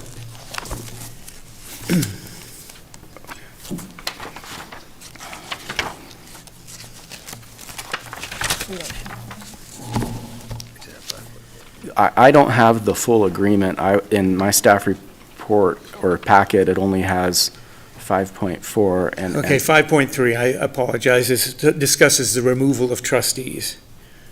A trustee may be removed from office at any time for good cause upon written notice signed by a majority of the Board of Trustees, which notice shall be sent by certified mail.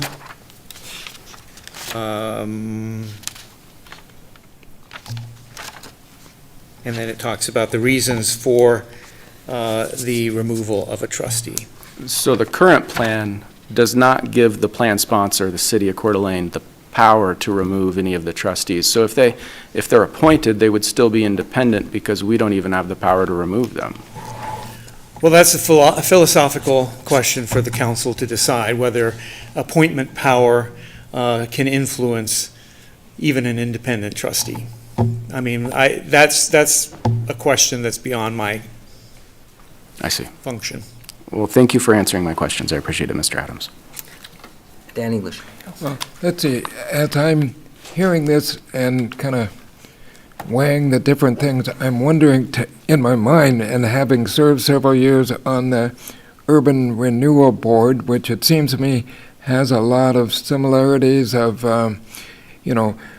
appointed by mayor and council, but then it's got these independent duties and fiduciary things, and yet it seems to me that if I recall that they that the Urban Renewal Board could remove somebody. But if that goes back to the mayor, so just kind of refresh me, how is this similar or different from Urban Renewal Board and the powers? Well, I guess clearly that the members of the Urban Renewal by statute are appointed by mayor and affirmed by council. That's not the case in a self-insured trust. That's not explicit in the self-insured trust.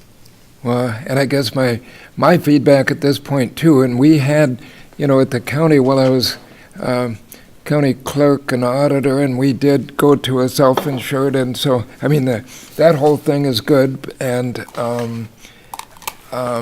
but it just again, and kind of going along with what Mr. Schickley was saying, is it just seems to me that the backstop should be people who are elected accountable to the public versus employees, or if we really wanted to, I suppose, really do it without a conflict of interest, and again, maybe this is where the code needs to be tuned up, is that, have an independent board of city people who make those decisions on, who should be on. But I don't know, it seems like, and I'm glad you pulled this from consent calendar, because this seems way more complicated just from our discussion than a simple.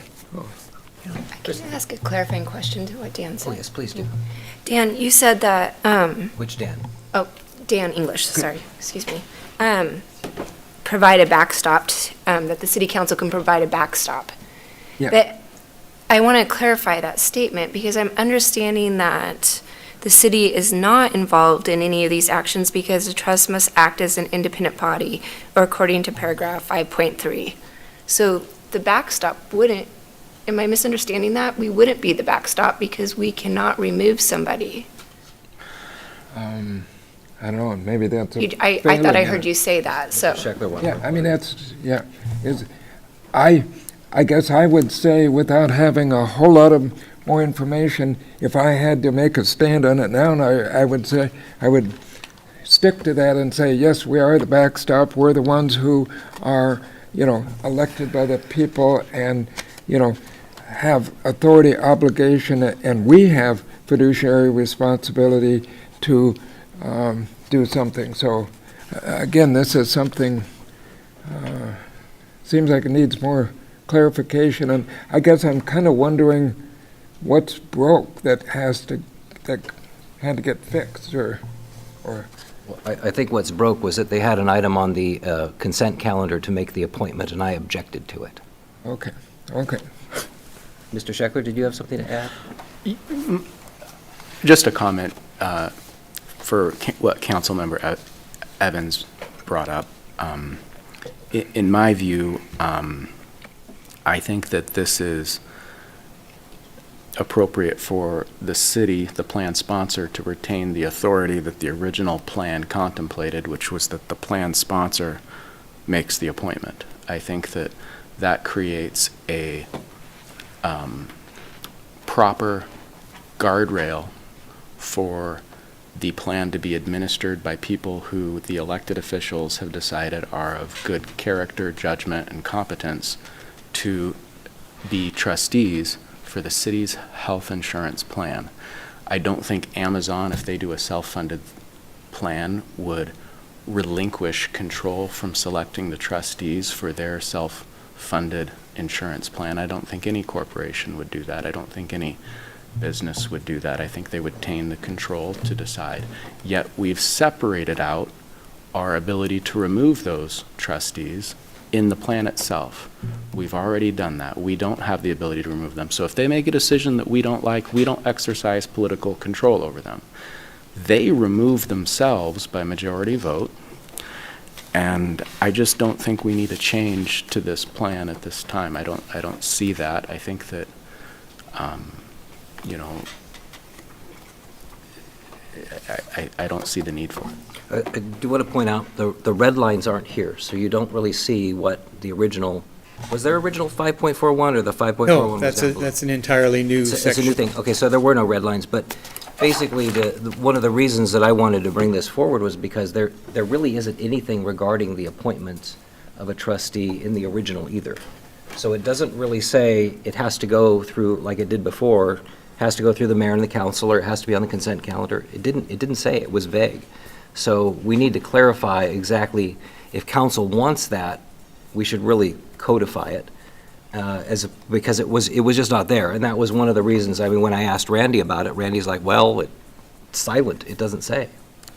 My read is that it says a written notice signed by the plan sponsor. Okay. That's the City of Coeur d'Alene, so I think, You think that's this body? that's this, Okay. mayor and council would make that decision. That's my read of how it works under the existing practice. All right, it's fair. Under the existing document that was approved by the Department of Insurance, and then that appointment would then again be approved by the director of the Department of Insurance within 30 days. If that was improper rejected him. for any reason, they would reject the appointment, I would presume. I see. Christie? Thank you. Well, thank you for all the comments and the information back and forth. You know, this has nothing to do with the staff noted in the staff report. It's really about governance. And I always resist losing any of council and mayor authority on making appointments. I think they're autonomous once they're appointed, and I don't believe that some of the language in here that we could have a possible conflict of interest, well, we'd have to do something to cause a conflict. So I don't support the rewrite, Randy. We are the elected officials in charge of the governance of the City of Coeur d'Alene, and one of our roles is approving appointments. And so I agree with these two that I don't see the need for this change. I think it just kind of rubs you the wrong way that you would, mayor and council, the seven of us, we have the ability to approve or disapprove something that comes forward. And just having our authority removed is unnecessary and kind of abdicating our role. Kiki? I have a couple of questions, Randy. When this plan was originally drafted, was it created with input from the Department of Insurance? They have ultimately approved it. I'm not sure at this point whether they provided us with a template, but they ultimately approved the plan and the agreement. Okay. I kind of assumed that part. I just want to ask this hypothetical question, because it indicates that the city is the sponsor of the plan and that the trustees are to operate administratively. It gives more detail on how they operate, remove people, hire people, what they do. So theoretically, one of my impressions was that the city, as the sponsor, was to create the initial board. That board was then supposed to operate, keeping itself positive and healthy and doing what it needed to do on behalf of the employees. And then the city would be more of a written obligation, administrative sponsor party, which assured that the documentation and the operations of the trust were going to the Department of Insurance properly and that they were operating properly according to the agreement. So I kind of looked at it as trying to keep that trustee board very separate from what the council could or couldn't do. So I didn't have that take on the fact that we should be appointing people, that if a trustee group was trained and knew their fiduciary responsibilities and they unanimously picked one person, why would we not trust the people that were in charge of that on behalf of the city employees to do their job?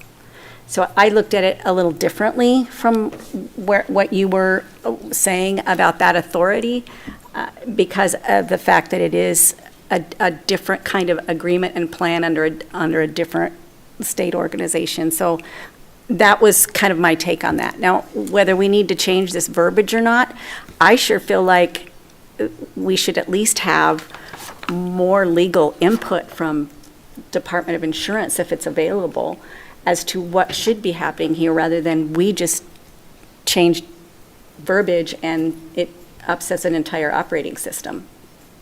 So I don't know if that's a possibility that we have to get from inside the Department of Insurance, their legal purview on this. We can certainly try. Amy? Sorry, I spoke out of order, but I was nodding. I think that would be very helpful. This is something that we're struggling through, at least the interpretation of this, to make sure that we're doing right by the trust and the trustees and our employees and ourselves, right? So some more information, I think, would be beneficial, and who that's from, I'm not entirely sure, but Department of Insurance sounds like a place to start. So I'm curious what Councilmember Scheckler brought up that hasn't been changed in the language, which is the preamble to 5.4, which simply says, the trustee shall promptly be appointed by a written notice signed by the plan sponsor upon the written notice of the director. Wouldn't that technically imply that the plan sponsor would be the city, which would be my signature under the direction of the city council, which would be the way it was done under Mayor Hammond? I mean, isn't that a proper interpretation of that? It is an interpretation, but it does say that the plan sponsor shall provide the notice, and the notice accomplishes or completes the appointment. I think it's still not clear from that language who actually makes the recommendation for trustee. I don't think that that's... Is that an issue with council, who makes the recommendation, or is it the appointment process? Thank you, Mr. Yes, Mayor. Christie. The appointment process, I don't care what name they bring forward. It's our authority, in my mind, the appointment process, and I'm just not willing to consider other options. In fact, I'd like to, regardless of if we want more information tonight, I want to make a motion against this language. Dan English? Well, I also see this as kind of a philosophical matter having to do with the structure of boards and the difference between, kind of operations of a nonprofit board or a kind of a business board. And we have a recent example in the community where the hospital, which had a publicly elected board, chose deliberately to make to go the nonprofit route, and it was specifically over picking of trustees and all of that. So, and I think, both of them obviously have their place, and we're in kind of a little hybrid ground here with government boards, but I guess I would agree with everybody. It's too early for any final decision on this tonight. Mr. Mayor? Yes, I would like to consider this as a motion, that we table this without rejecting the language, and so that language can be submitted to some legal authority at the Department of Insurance, so that we then have their opinion on that language to change it, and make sure that what we're doing here is not just crafting our own template that is not going to be something that's going to be in compliance. Mr. Mayor? Yes. If I could just comment, Kiki, I don't think that's the issue for me, or perhaps possibly these two, whether the language is legal. If she's going to make a motion, let's have a second before we discuss the motion. All right, I'll second it for discussion. All right, there we go. Thank you. It's not whether the language would be legal with the plan, it's the process. It's who makes the appointment. And so any kind of legal speculation back from an insurance provider really doesn't change my opinion on who's in charge of the governance. And so I don't think that that's going to have an impact. Certainly won't for me. I reject this language that takes away the authority of the mayor and council to approve an appointment. Dan Scheckler. I agree with Councilmember Wood. I think that the Department of Insurance isn't going to give us legal advice. They've already approved our plan as it exists. The plan says that the successor trustee shall be promptly appointed by a written notice signed by the plan sponsor, the City of Coeur d'Alene. That was approved by the Department of Insurance. They approved this plan, and the question would be, I think the other direction is, would they approve this amendment? And you know, I don't know whether they would or not. They've approved the current plan. I would not want to seek legal input from them. I think we should just deny that. I guess that's where I was just going with leaving the amendment in there, is because then they have to review it. If that's what we're trying to do, is say we're contemplating changing our plan, this is what we want to change it to, and they could review it before we went through the efforts to actually make those changes and then have them rejected. Well, they very well may approve it, but that doesn't mean we approve it. Right.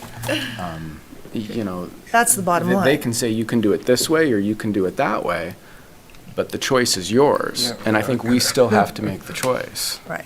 Well, I think we don't have to contact the Department of Insurance or the Attorney General and say, do you approve this language? We can ask them, what is the state statute on who makes the appointment? We can just ask them straight out. Can the mayor, in this particular case, the trustees made one recommendation, the mayor had indicated he would nominate somebody else. So the question becomes, does state law provide for that, an answer to that question? Christie? I guess I go back to Mr. English's question. Why the change in direction? Mayor and council have approved the trustees in the past. Why now? Why the change in direction? Well, the trustees had voted to recommend a particular person as a successor trustee, and the mayor had indicated he did not approve that and would recommend somebody else to council. So, Randy, I'm sincere when I say this. We all know, and you've been around a long time, we don't write policy around one person. We just don't, and this is policy being written around one person. This is a clarification of the language. We view it as a clarification of the language, not changing the policy. Because as we've discussed, the language is not clear and we're asking for clarification. If council says we don't want this clarification, it may be the duty of the trustees to ask the Department of Insurance anyway what the answer to the question is, if there is an answer. And I think it goes a little bit beyond clarification. I mean, I think it actually removes the oversight that council has demonstrated in the past just by precedent. With Hammond making the appointment and then the council approving an appointment earlier this year, even if it's on a consent calendar, that's still a public vote. It does say in the staff report, right above financial analysis, it says the mayor suggested we might consider modifying the employee benefit trust rules so that appointments are made by the trustees for approval by council, so that there isn't any ambiguity. And then the response that you wrote in the staff report, it said this suggestion was followed by the trust, resulting in the amendment under the consideration now, but the amendment under consideration does not have any language in there regarding approval by council. So here we are. So, Christie. Mr. Mayor, I'd like to make a motion to reject resolution number 26-066. There is a motion on the table. Yeah, there's Kiki's motion. Oh, Thank you, Randy. all right. Kiki's Thank motion you. is on the table. Sorry, Kiki. And my motion was to table this for more information, Right. and whether that be the Department of Insurance via the trustees contacting them or finding out. This wouldn't have come up if there wasn't a conflict on who the appointee should be. So we, in my mind, have to get clarification on what happens when that conflict comes up again. What if they appoint a trustee and we don't like that trustee? So we don't have that clarification in this agreement. So that's what I'm looking at. And I think the discussion from, thank you, Mr. Mayor, sorry. The discussion from the three of us has been whose decision is it, who makes the appointment, and we want it to remain in the realm of mayor and council. So if you're going to call for a vote on this. Let's go ahead. All those in favor of of Kiki's motion signify by saying aye. To table. Oh, For to more. table. To table. That's the motion, right? Yeah. And- Right. But, Mr. Mayor, to be clear then, if the shoe was on the other foot, do we have clarification in this language once that's removed? If council retains authority, which I don't have any problem with that, and then the trustees come up and say, well, we want to have, this guy over here become a trustee, do we have clarification that council can say no? You can't. Yeah, I Then think it that's has to our- be signed by us. It has to be signed by the plan sponsor. Just follow the plan. Does anyone understand we're voting on Kiki's motion to table? Right. All those in favor of tabling, say aye. Aye. Aye. Those opposed? Nay. I believe the nays have it, so we are back to our discussion. And I would say, just from where I sit, I agree with Randy in the language of the trust, that I think the trustees should make the appointment. I think they should bring that to us as they have in the past, and then if we don't like it, we can say no. Right. And I think that was really the point of contention. So, do we have the authority to say no to an appointment as the plan sponsor? Yeah. Thank you, Mr. Mayor. Christie? And I agree, I have no objection to the trustees bringing forward a name. No objection whatsoever. But I would make a motion to reject resolution number 26-066, amendment to the City of Coeur d'Alene Benefit Trust irrevocable trust agreement. Second. Motion and a second. Any discussion on the motion? So my only discussion is, what happens now? We're not going to change the language. So is it now, according to our city attorney, that council has created this policy that says this is the interpretation of the document as we've decided, because 3 people said this is how we interpret it, and that was a majority. So is that where we're at with this particular agreement? Again, I asked Randy for clarification. And if the direction from council is that we want clarification and that the appointment would be presented to the council for approval, then that should be what it would be, that the trustees make an appointment, it's presented to council for a vote. And is that your understanding of where we would be at that point? Yeah, past precedents. Past precedent. What we've done all along, it would continue to come to us. Mr. Sheckler? Mr. Mayor, I think those are 2 separate issues. Okay. We are voting on the motion to reject amending the language of the plan. That's a separate issue from interpreting the existing language of the plan. Thank you. So I reject the proposed amendment to the plan. I don't want this new language that completely removes council authority. How to interpret the existing language is a separate question. Thank you. And perhaps we should have a separate motion for how to interpret the existing language. But I think that we should stick with one issue at a time. Okay. We will, it's a wise choice always. We're sticking with one issue at a time. The motion is to reject resolution number 2666, amendment to the City of Coeur d'Alene Benefit Trust irrevocable trust agreement. Roll call. Sheckler. Just to be clear, the motion is to reject. Yes. So a vote in the affirmative is to reject the language. That is correct. I'd vote yes. English. Yes, I would have asked the same thing. Yes. Wood. Yes. Evans. And I'm just going to I have a clarifying question, then we can bring another motion forward for okay. Absolutely. Then yes. Miller. Aye. Very good. We're still on the same topic. So, do you want to take a stab? Go ahead. Mr. Mayor, I would make a motion that we solicit the trustees, the remaining trustees of the Coeur d'Alene Employee Benefit Trust Irrevocable Trust Agreement to provide us a name for our consideration at the next council meeting to fill the appointment of successor trustee. Okay, motion is to, for the trustees to provide us with a name for consideration at the next council meeting. Is there a second? Yes. Second. And then Oh. Second by discussion. Christie. And then discussion. Discussion. Thank you. So, does that mean that we would tell our group to just bring one name forward? That's, my understanding is yes. Okay. Is we're not making an appointment, and I don't think, in the name of independence, which is what Randy's talking about, it is a separate entity, has a separate tax ID, is that they should bring forward the name, as they have in the past, for approval by council. Okay. One proceed, yeah. Mr. Mayor, is there a way that we can capture Christie's question? Because I think it's going to keep coming up, and that's the separate issue that we're facing tonight.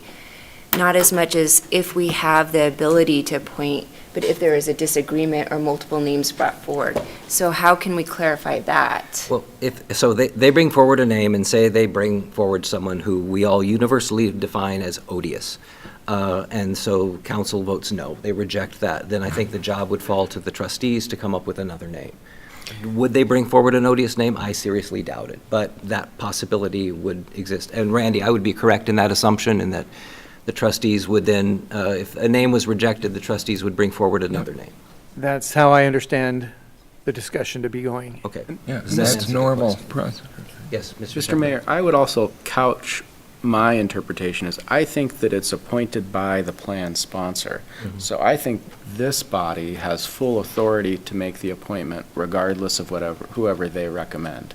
But in the interests of comity, in the interest of respect, in the interest of deference, I would want to give great weight to the recommendations of the trustees, but I think we retain that authority. So I don't interpret my motion to be necessarily requiring us to do that. I'm just stating that I think this is the best practice for us in this context. Very good.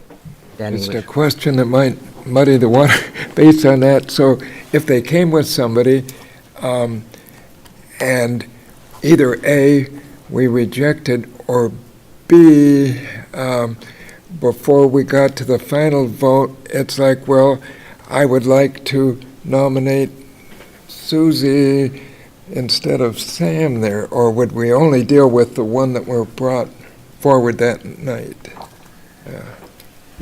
Well, actually, if you couldn't reject any, so if I made an appointment, you could reject it. But right. You don't actually, the way I read the code, because I read up the code on appointments, is that at that point, the mayor has authority to nominate another name. But if the mayor fails to nominate another name, the name can come from council. Oh, okay. That's the way I read the code, and I don't know, Randy. Yeah, would and be- that, I kind of wasn't thinking of the pecking order, but up here in a way somewhere that we could bring a name, so, okay. I don't know if we could. Mr. Mayor. Yes. Just one more follow-up to that. I would just say that I think that we can cross that bridge when we come to it. If it becomes an issue, then we can address how we'll handle it at that time. I agree. And I would like to say one more thing, just about the trust and the trustees. Right now, the trustees who are sitting on there are some very key city employees, and you all do a tremendous job for the city. I hear fantastic things, commentary about you all the time. And these are the current trustees, which is Mr. Adams is one, Ms. Tosi is one, Ms. Ebner is one, and Renata was going to be nominated as a replacement. These are all very... And Mr. Becker. And Mr. Becker's already on there, too.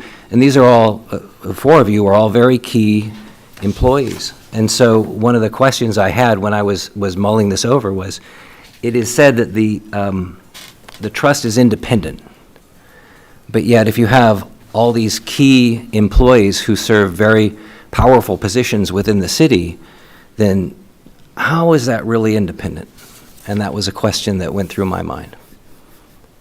So anyway, we can take a roll call on the current motion, which is to bring the nomination forward at the next council meeting. Scheckler, Yes. English. Yes. Wood, Yes. Evans, Yes. Miller. Okay. That was really good. We'll call that a motion carried. Now we're moving on to a public hearing. This is item I-1A, which regards fee increases. There is a sign-up sheet if you've signed up to testify at the hearing.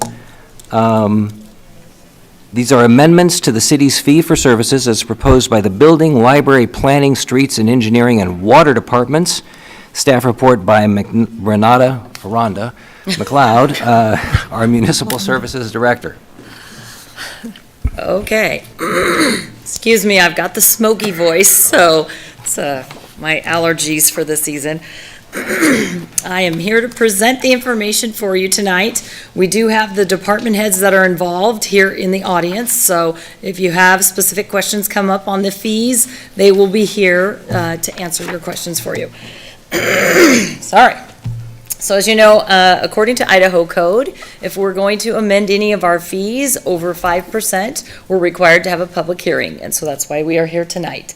As you also have heard me say several times over, we will bring you a list even though it's under 5%, or if we have something to clarify, or if we're removing a fee. That's not required by code, but it helps us as staff to keep track of them in a better way to bring them to you all at once. What I'd like to also explain to you is that we've actually had 4 notices in the paper. We normally only have 2, but we added in some planning and zoning and street engineering fees halfway through the notice process, and we did have time to amend that. And so it has been posted to our webpage since July 14th, and there has been 4 notices in the paper as well. So lots of public notice on this one. So I'll just go through a couple of the highlights. As you know from the staff report, what was posted to the webpage and in the packet. There's several more fees than what I'm going to cover tonight, but you have the opportunity to question any of them that we have in there. So the building department is requesting several fee changes.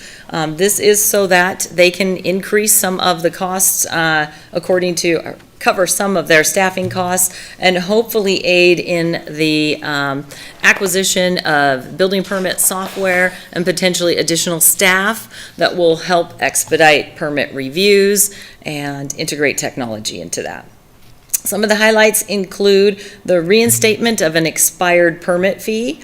As you know, after so long, your permit goes invalid, and then you have to reapply. So instead of the full fee payment, they can come in and pay the reinstatement fee rather than paying the whole kit and caboodle again. There's also an appeal fee that they are starting. A project review fee is a new one, and they are amending the processing fee for manufactured home settings.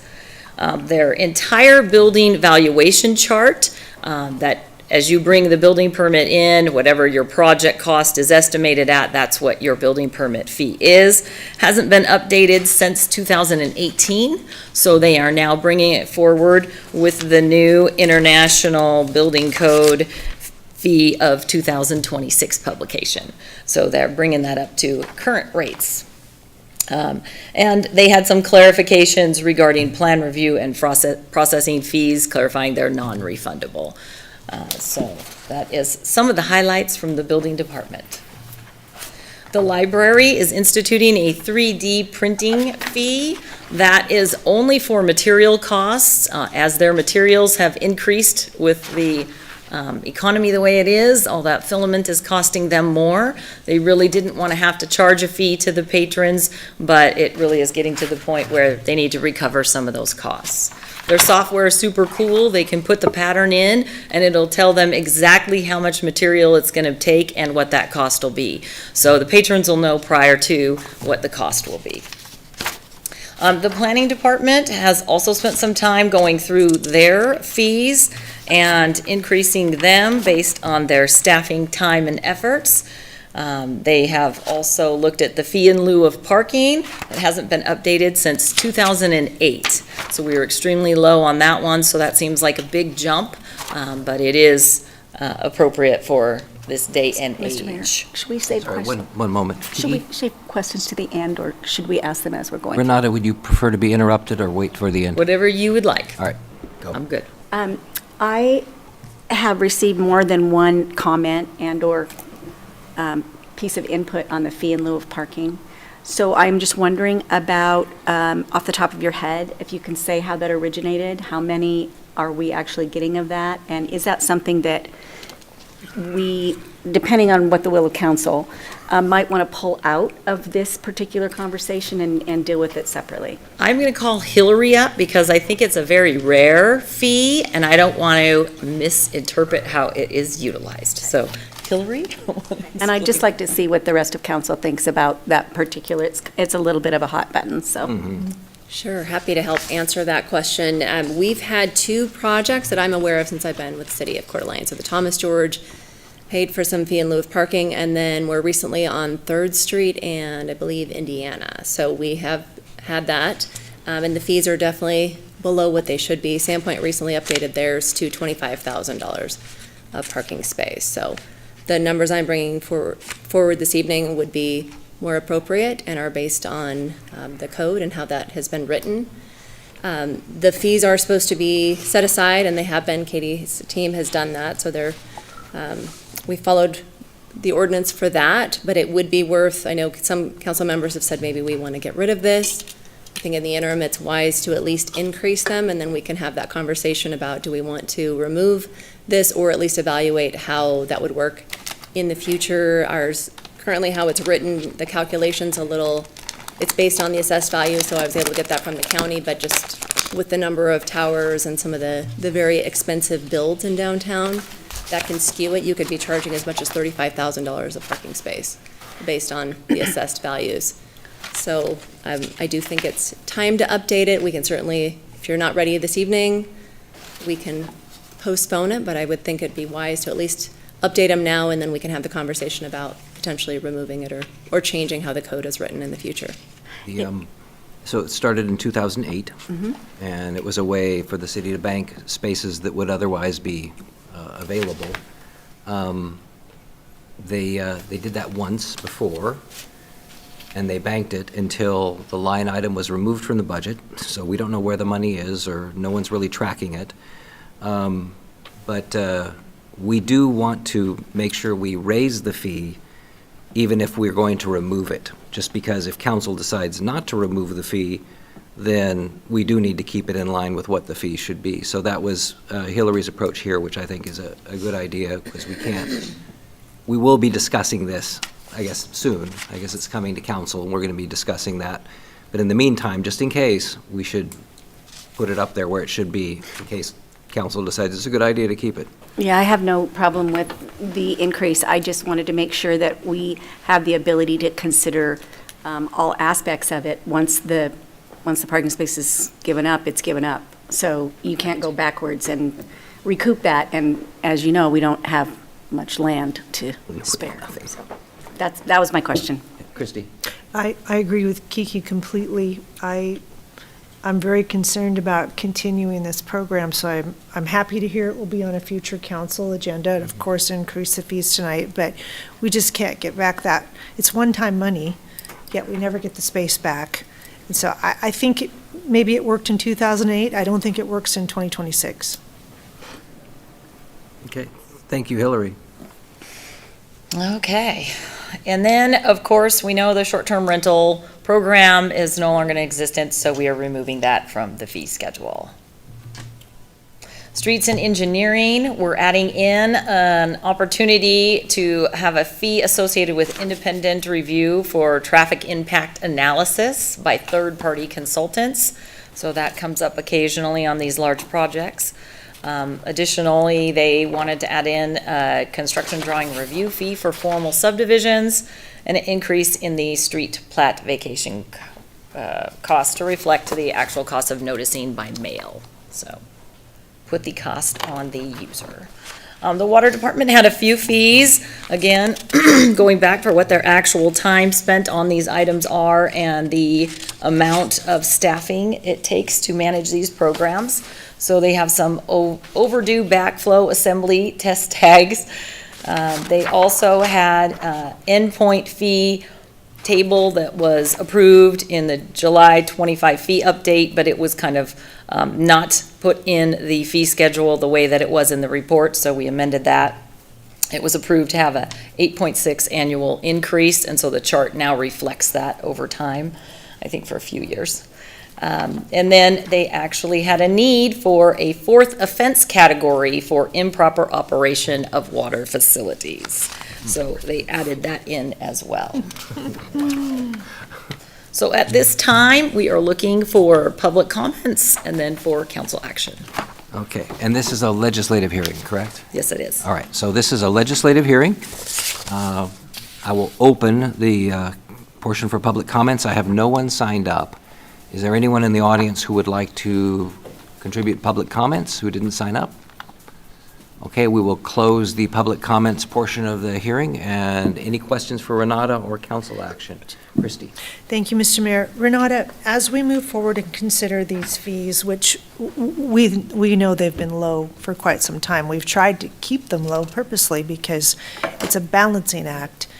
We want people to do business in the city of Coeur d'Alene. We don't want to price them out of it, but we also have to be able to carry forward with our duties and our responsibilities with our budget. So have you had an opportunity to look at other cities, and specifically, I think, Michael, wasn't it the mayor of Post Falls who told us this morning in the meeting that they've rolled back some of their fees?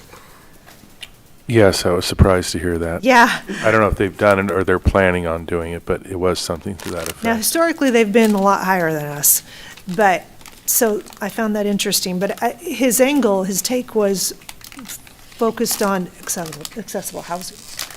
So I just want to know comparatively, city, county, Hayden, Rathdrum, Post Falls, where are we? Sure. Each department has kind of looked at that. So specifically, Ted has looked at that with the building department, and we have been historically very low on our building fees. So if you want to bring Ted up, he can kind of tell you what he's been looking at. And I know, should have mentioned earlier, they did meet with the North Idaho Building Contractors Association and sought their feedback on their fees as well. And they were amenable to that. So let Ted tell you what he's found out. All right, good evening, Mayor and Council.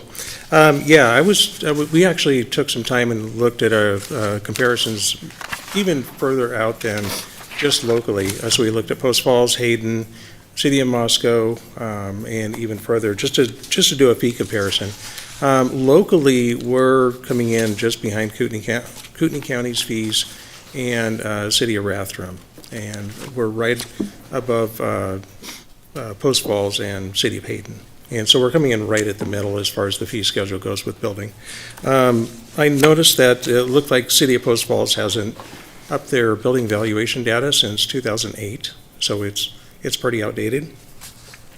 Ours was initially, we were on the 1997 fee schedule for a number of years. In 2018, we jumped it up to the 2018, but it was modified and reduced 20%. And then again in 2021, we increased it to the full rate of the 2018 building valuation data. Looking at the current rates that we have now, what's produced by the International Code Council and the national average for building valuations, the new fees are right in line with it. And matter of fact, it's probably a little bit low compared to what this area charges. Thank you. So Ted, when you... And I think our planning department also looked at some of the area fees as well, if you want to have Hillary speak to that a little bit. So, sorry, should I Let wait? Kiki ask your question. I was just going to ask the question of Ted, and he ran away. Ted. He's not far. We can grab him back. Well, you had mentioned, both of you, that you had shared these fees, the potential fee increases with NIBCA and some of those builders. What kind of feedback did you get from them? I haven't heard a word. During the NIBCA meeting, they didn't look surprised. It was kind of like this was anticipated. There would be some fee increases. But after that meeting, no one's reached out to me with any questions. All right, thanks. And I have one other He's still question. here, so no one's taken him out. And I don't know who it is. I had one other question, but there's not a water person here. What are bulk water fees? Oh, yeah. Oh, there's a water person Lynn's here. here. Kyle's here. He's hidden in the back. Good evening. There's a section here, and it's called bulk water use fees, and maybe that ties into the improper operation of water facilities fees. I don't know. But what are the bulk water use fees, and why are they dramatically low? So the bulk water usage fees are basically for our contractors in the area.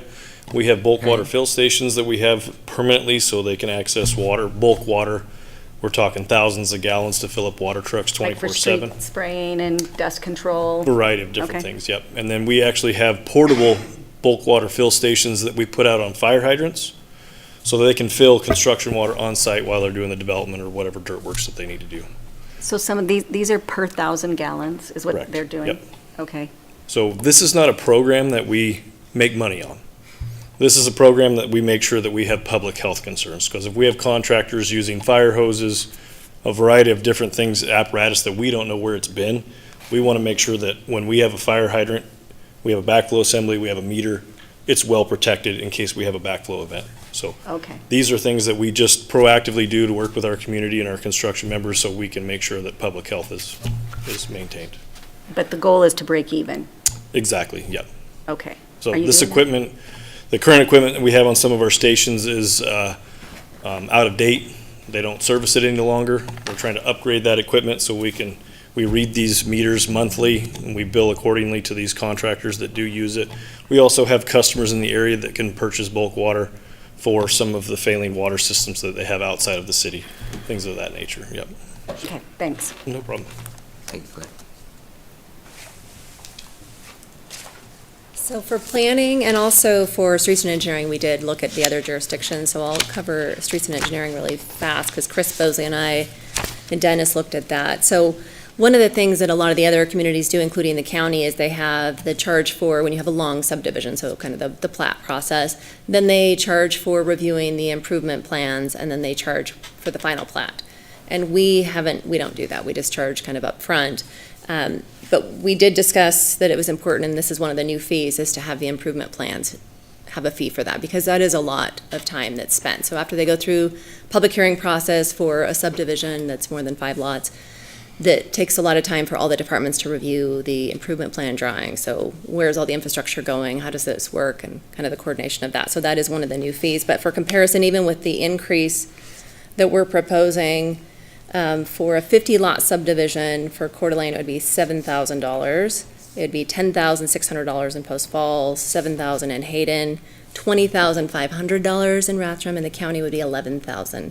So wide ranging on the subdivision. For some of the other ones, for annexations, for example, let's see, for our annexation, we're proposing to increase that to $3,500. Some of the other jurisdictions were $3,000 plus an agreement. Hayden was $3,500 plus $1,500. Rathdrum was $5,500 plus $1,200. So those were higher than what we're looking at. The comprehensive plan amendment text and map, some of the other communities had that actually higher as well. I think probably because they see that happening more frequently.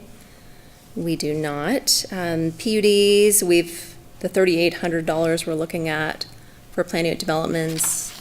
Post Falls was, let's see, $3,600, so right in there. Hayden, $3,700, Rathdrum, $3,500, so right on par with that.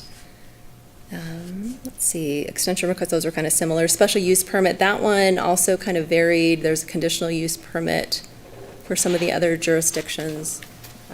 Those could range from $1,800 to $1,500 in some of the other communities. So we're looking at $1,800. So again, right in line with those. If you have any other specific ones, I'd be happy to answer those questions.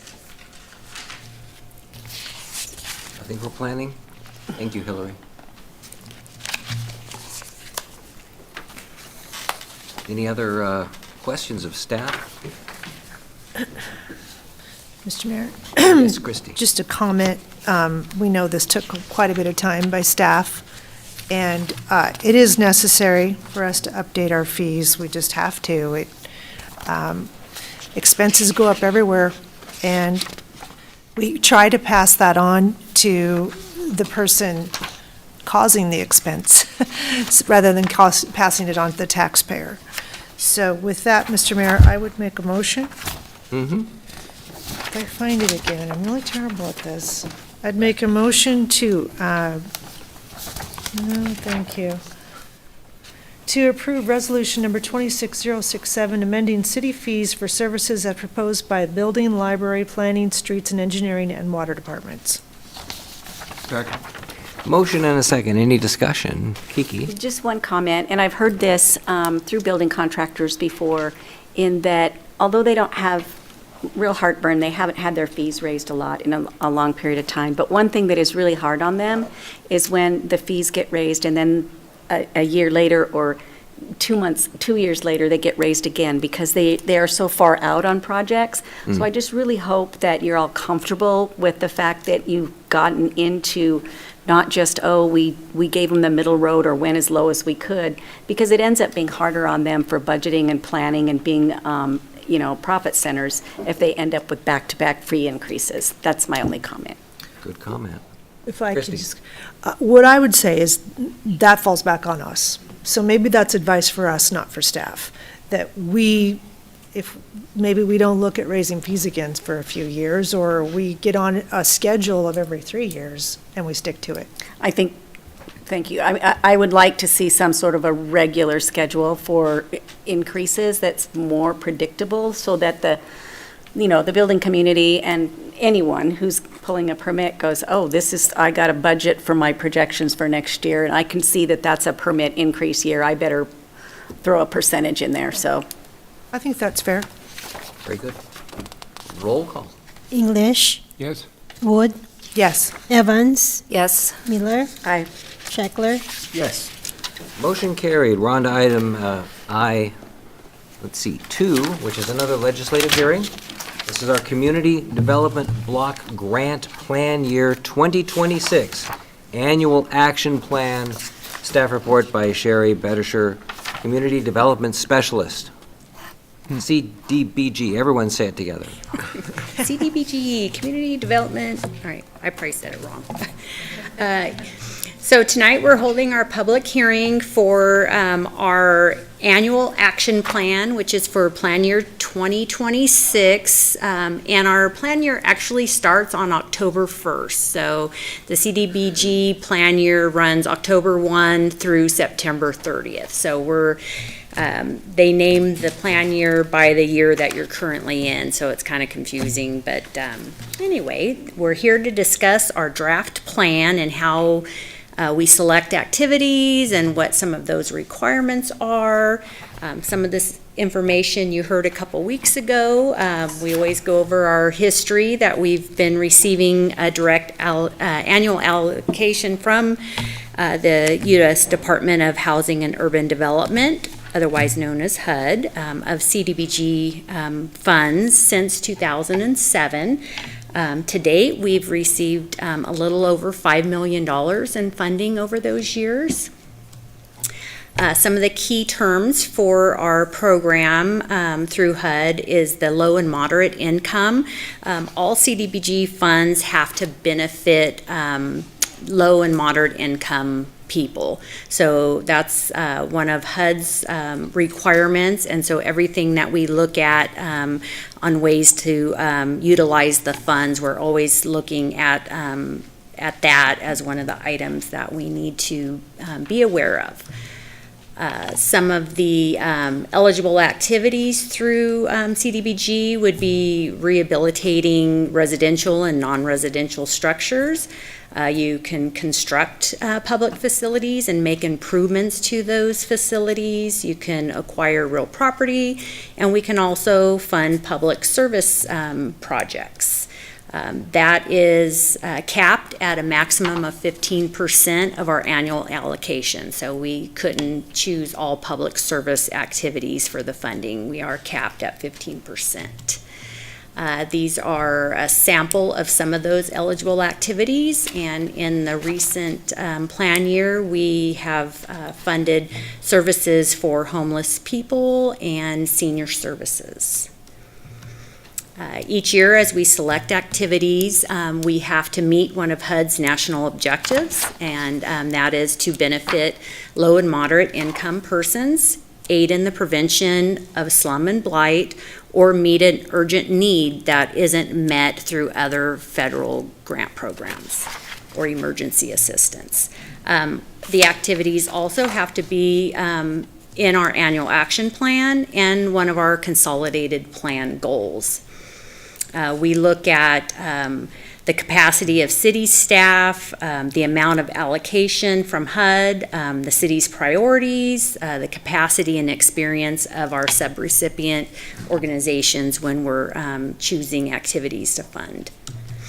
Our consolidated planning goals run for 5 years, and our current goals are to maintain and increase housing stock, public facility and infrastructure projects, public services, economic assistance, or homelessness assistance, and economic development. We also can pay for the administrative costs of the program, and some of those items would be employee wages and benefits, travel and training expense, consultant assistance, advertising supplies, and we also support fair housing training each year. Part of the CDBG program is a very heavy emphasis on citizen participation. So we hold forums, we invite the public to provide comments on our plan, help us inform us on how they would like to see grant dollars spent in our community. We reached out in various ways, and one of those was a public survey that we sent out to our stakeholder group that has a little over 190 community members on it.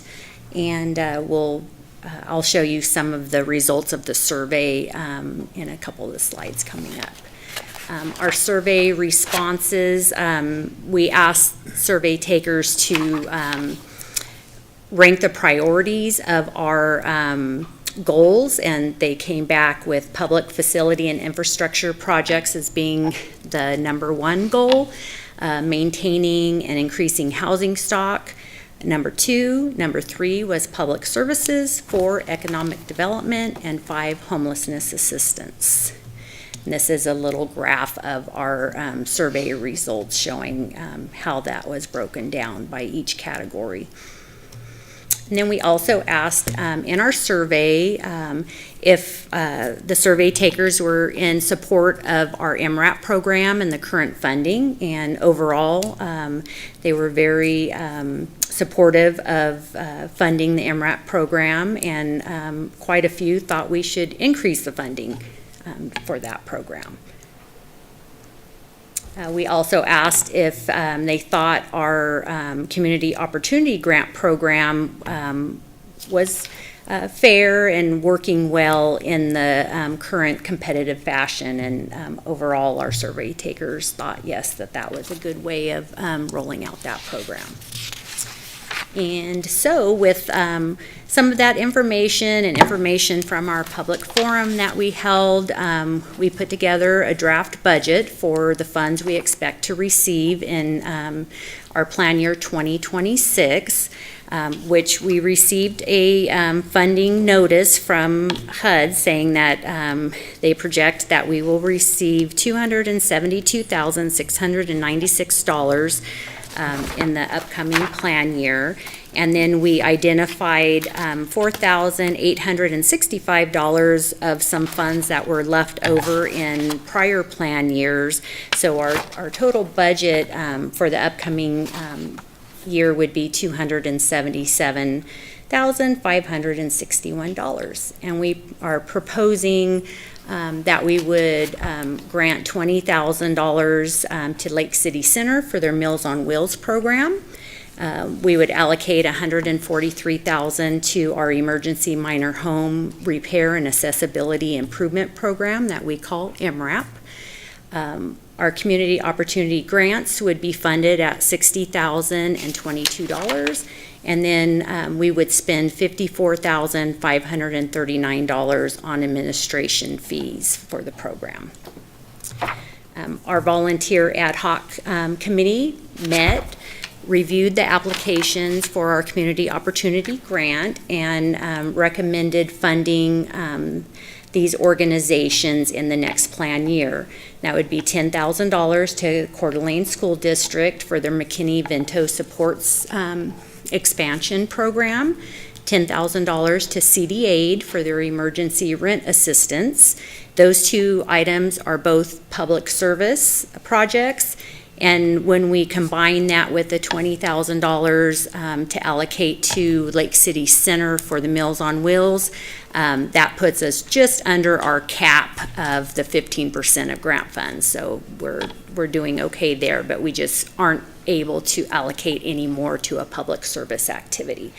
And then the remaining COG funding would be $22,770 to Lake City Center to help them replace furnaces and AC units at their facility, and then $17,252 to St. Vincent de Paul, and that would be the balance of funding needed for their women and children's shelter project. It should be noted they applied in the last plan year, and 2 weeks ago were awarded just under $4,000 to go towards that project, and this would complete their project.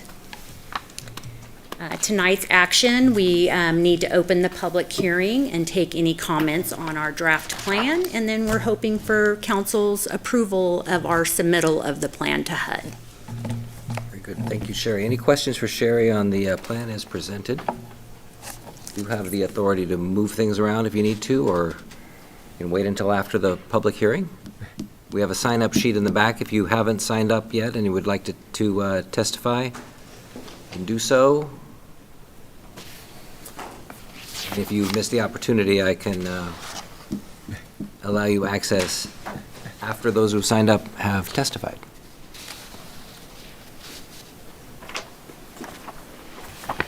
Very good, thank you. So first we have Scott Ferguson, who is in favor and would like to testify at the hearing. Scott? Thank you, Mr. Mayor and members of City Council. Good to see you again. It's my pleasure. My name is Scott Ferguson. I'm the Executive Director of St. Vincent de Paul, North Idaho, and want to just express my thanks for the opportunity to be a part of this year's comprehensive plan. Our organization works diligently to make sure that those who are in need have shelter, have safety, and have hope. And a part of finishing the project that's been proposed for our women and children emergency transition shelter is essential to that plan. One statistic that we were really proud of in terms of what this particular service provides is that we saw approximately 210 individuals and families utilize this resource last year, and 86% of those individuals found permanent housing within 90 days. So what we're most proud of is not just that we have the opportunity to enhance a much utilized resource, but with this particular funding, ensure that those who are in need are taken care of with quality care and compassion. And with that, they find permanent supportive housing and obviously a sense of self-sufficiency. So on behalf of St. Vincent de Paul, our organization, our staff, we are so honored to support this particular comprehensive plan and hope to see this continue in the future. So thank you. Thank you, Scott. Nancy Phillips. She is in favor and does want to testify. Good evening, Mayor, Council. So I am from Lake City Center. I am the Executive Director there. You know us mostly for Meals on Wheels and our Congregate Meals program. However, our building is so much more. It's a gathering place for our entire community. We host lunches 3 times a week. We have educational programs, wellness programs and classes, celebrations, and just the community gatherings of all people of all ages. It is a place where friendships are built, connections are made, and the community comes together. Being nominated for the CDBG to replace our furnaces and our air conditioning is a must. You know, the winters can get cold. Last year, we actually had to use little space heaters because our furnaces went out for a while. Luckily, it wasn't a terrible winter, not as much snow, so that we were grateful about that. And then here, when the temperature gets a little hotter, the air conditioner does not work as well, so we utilize fans. So the CDBG would help us bring more comfort to those that we serve. So we are thankful that we're nominated for this, and the community, my staff, and my board thanks you. Thank you, Nancy. Next, we have Heather Summers, who is in favor and would like to testify. Heather? Good evening, Mayor and City Council. I'm the Executive Director of Elementary Education and Federal Programs for Coeur d'Alene School District. And I just want to thank you for considering this grant for our McKinney-Vento program in the school district. We do a lot of things for a lot of families and kids in the school district in conjunction with many, many, many community partners, including St. Vincent de Paul. But there is a gap for emergent housing in our community, and that's for families who have young boys, adolescent boys in particular. Many of our shelters and community resources do not house young boys.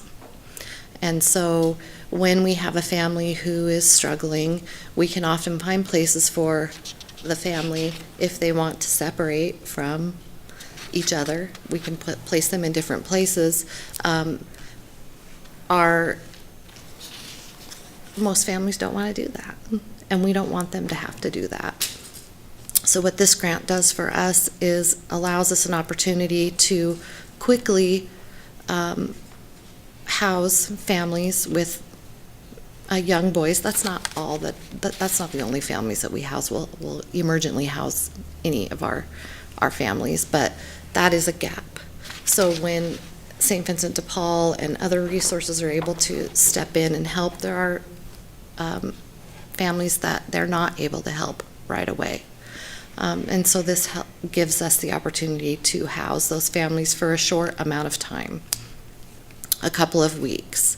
Sometimes we extend beyond that if the need is there, and if we know that there's housing upcoming somewhere for these families that are permanent. It's the shelter that kids can't, these young boys can't access.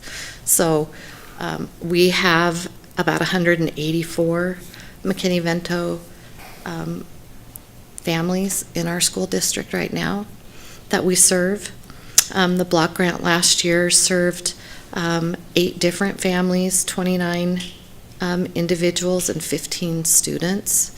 And we continue. The grant isn't complete until the end of September, so we do have families who are in emergent housing currently, and we suspect that we'll continue to house families through September 30th. But this really does provide a stopgap and a place where families can stay together. So we're just incredibly grateful for your consideration. It is something that we've found helpful, and working together with all of our community resources have been able to keep families safe and together. So we appreciate your consideration. Thank you, Heather. Thank you. That's all I have listed on the sign-up sheet. Is there anyone else who would like to testify? We'll close the public comment portion and look for council action. Mr. Mayor? Yes, Mr. Secretary. I identified a potential apparent, arguably, conflict of interest. I think I'll need to recuse myself from discussions or considerations. I regret I didn't bring it up earlier. Thank you. Mr. Mayor? Yes, Christie. Well, I would just like to state that it was kind of you to come forward to talk to council, and it's true, we have the final formal action, but the hard work of determining the greatest need was done by our staff. And so many kudos to the staff for digging in and seeing where the greatest need is. Good.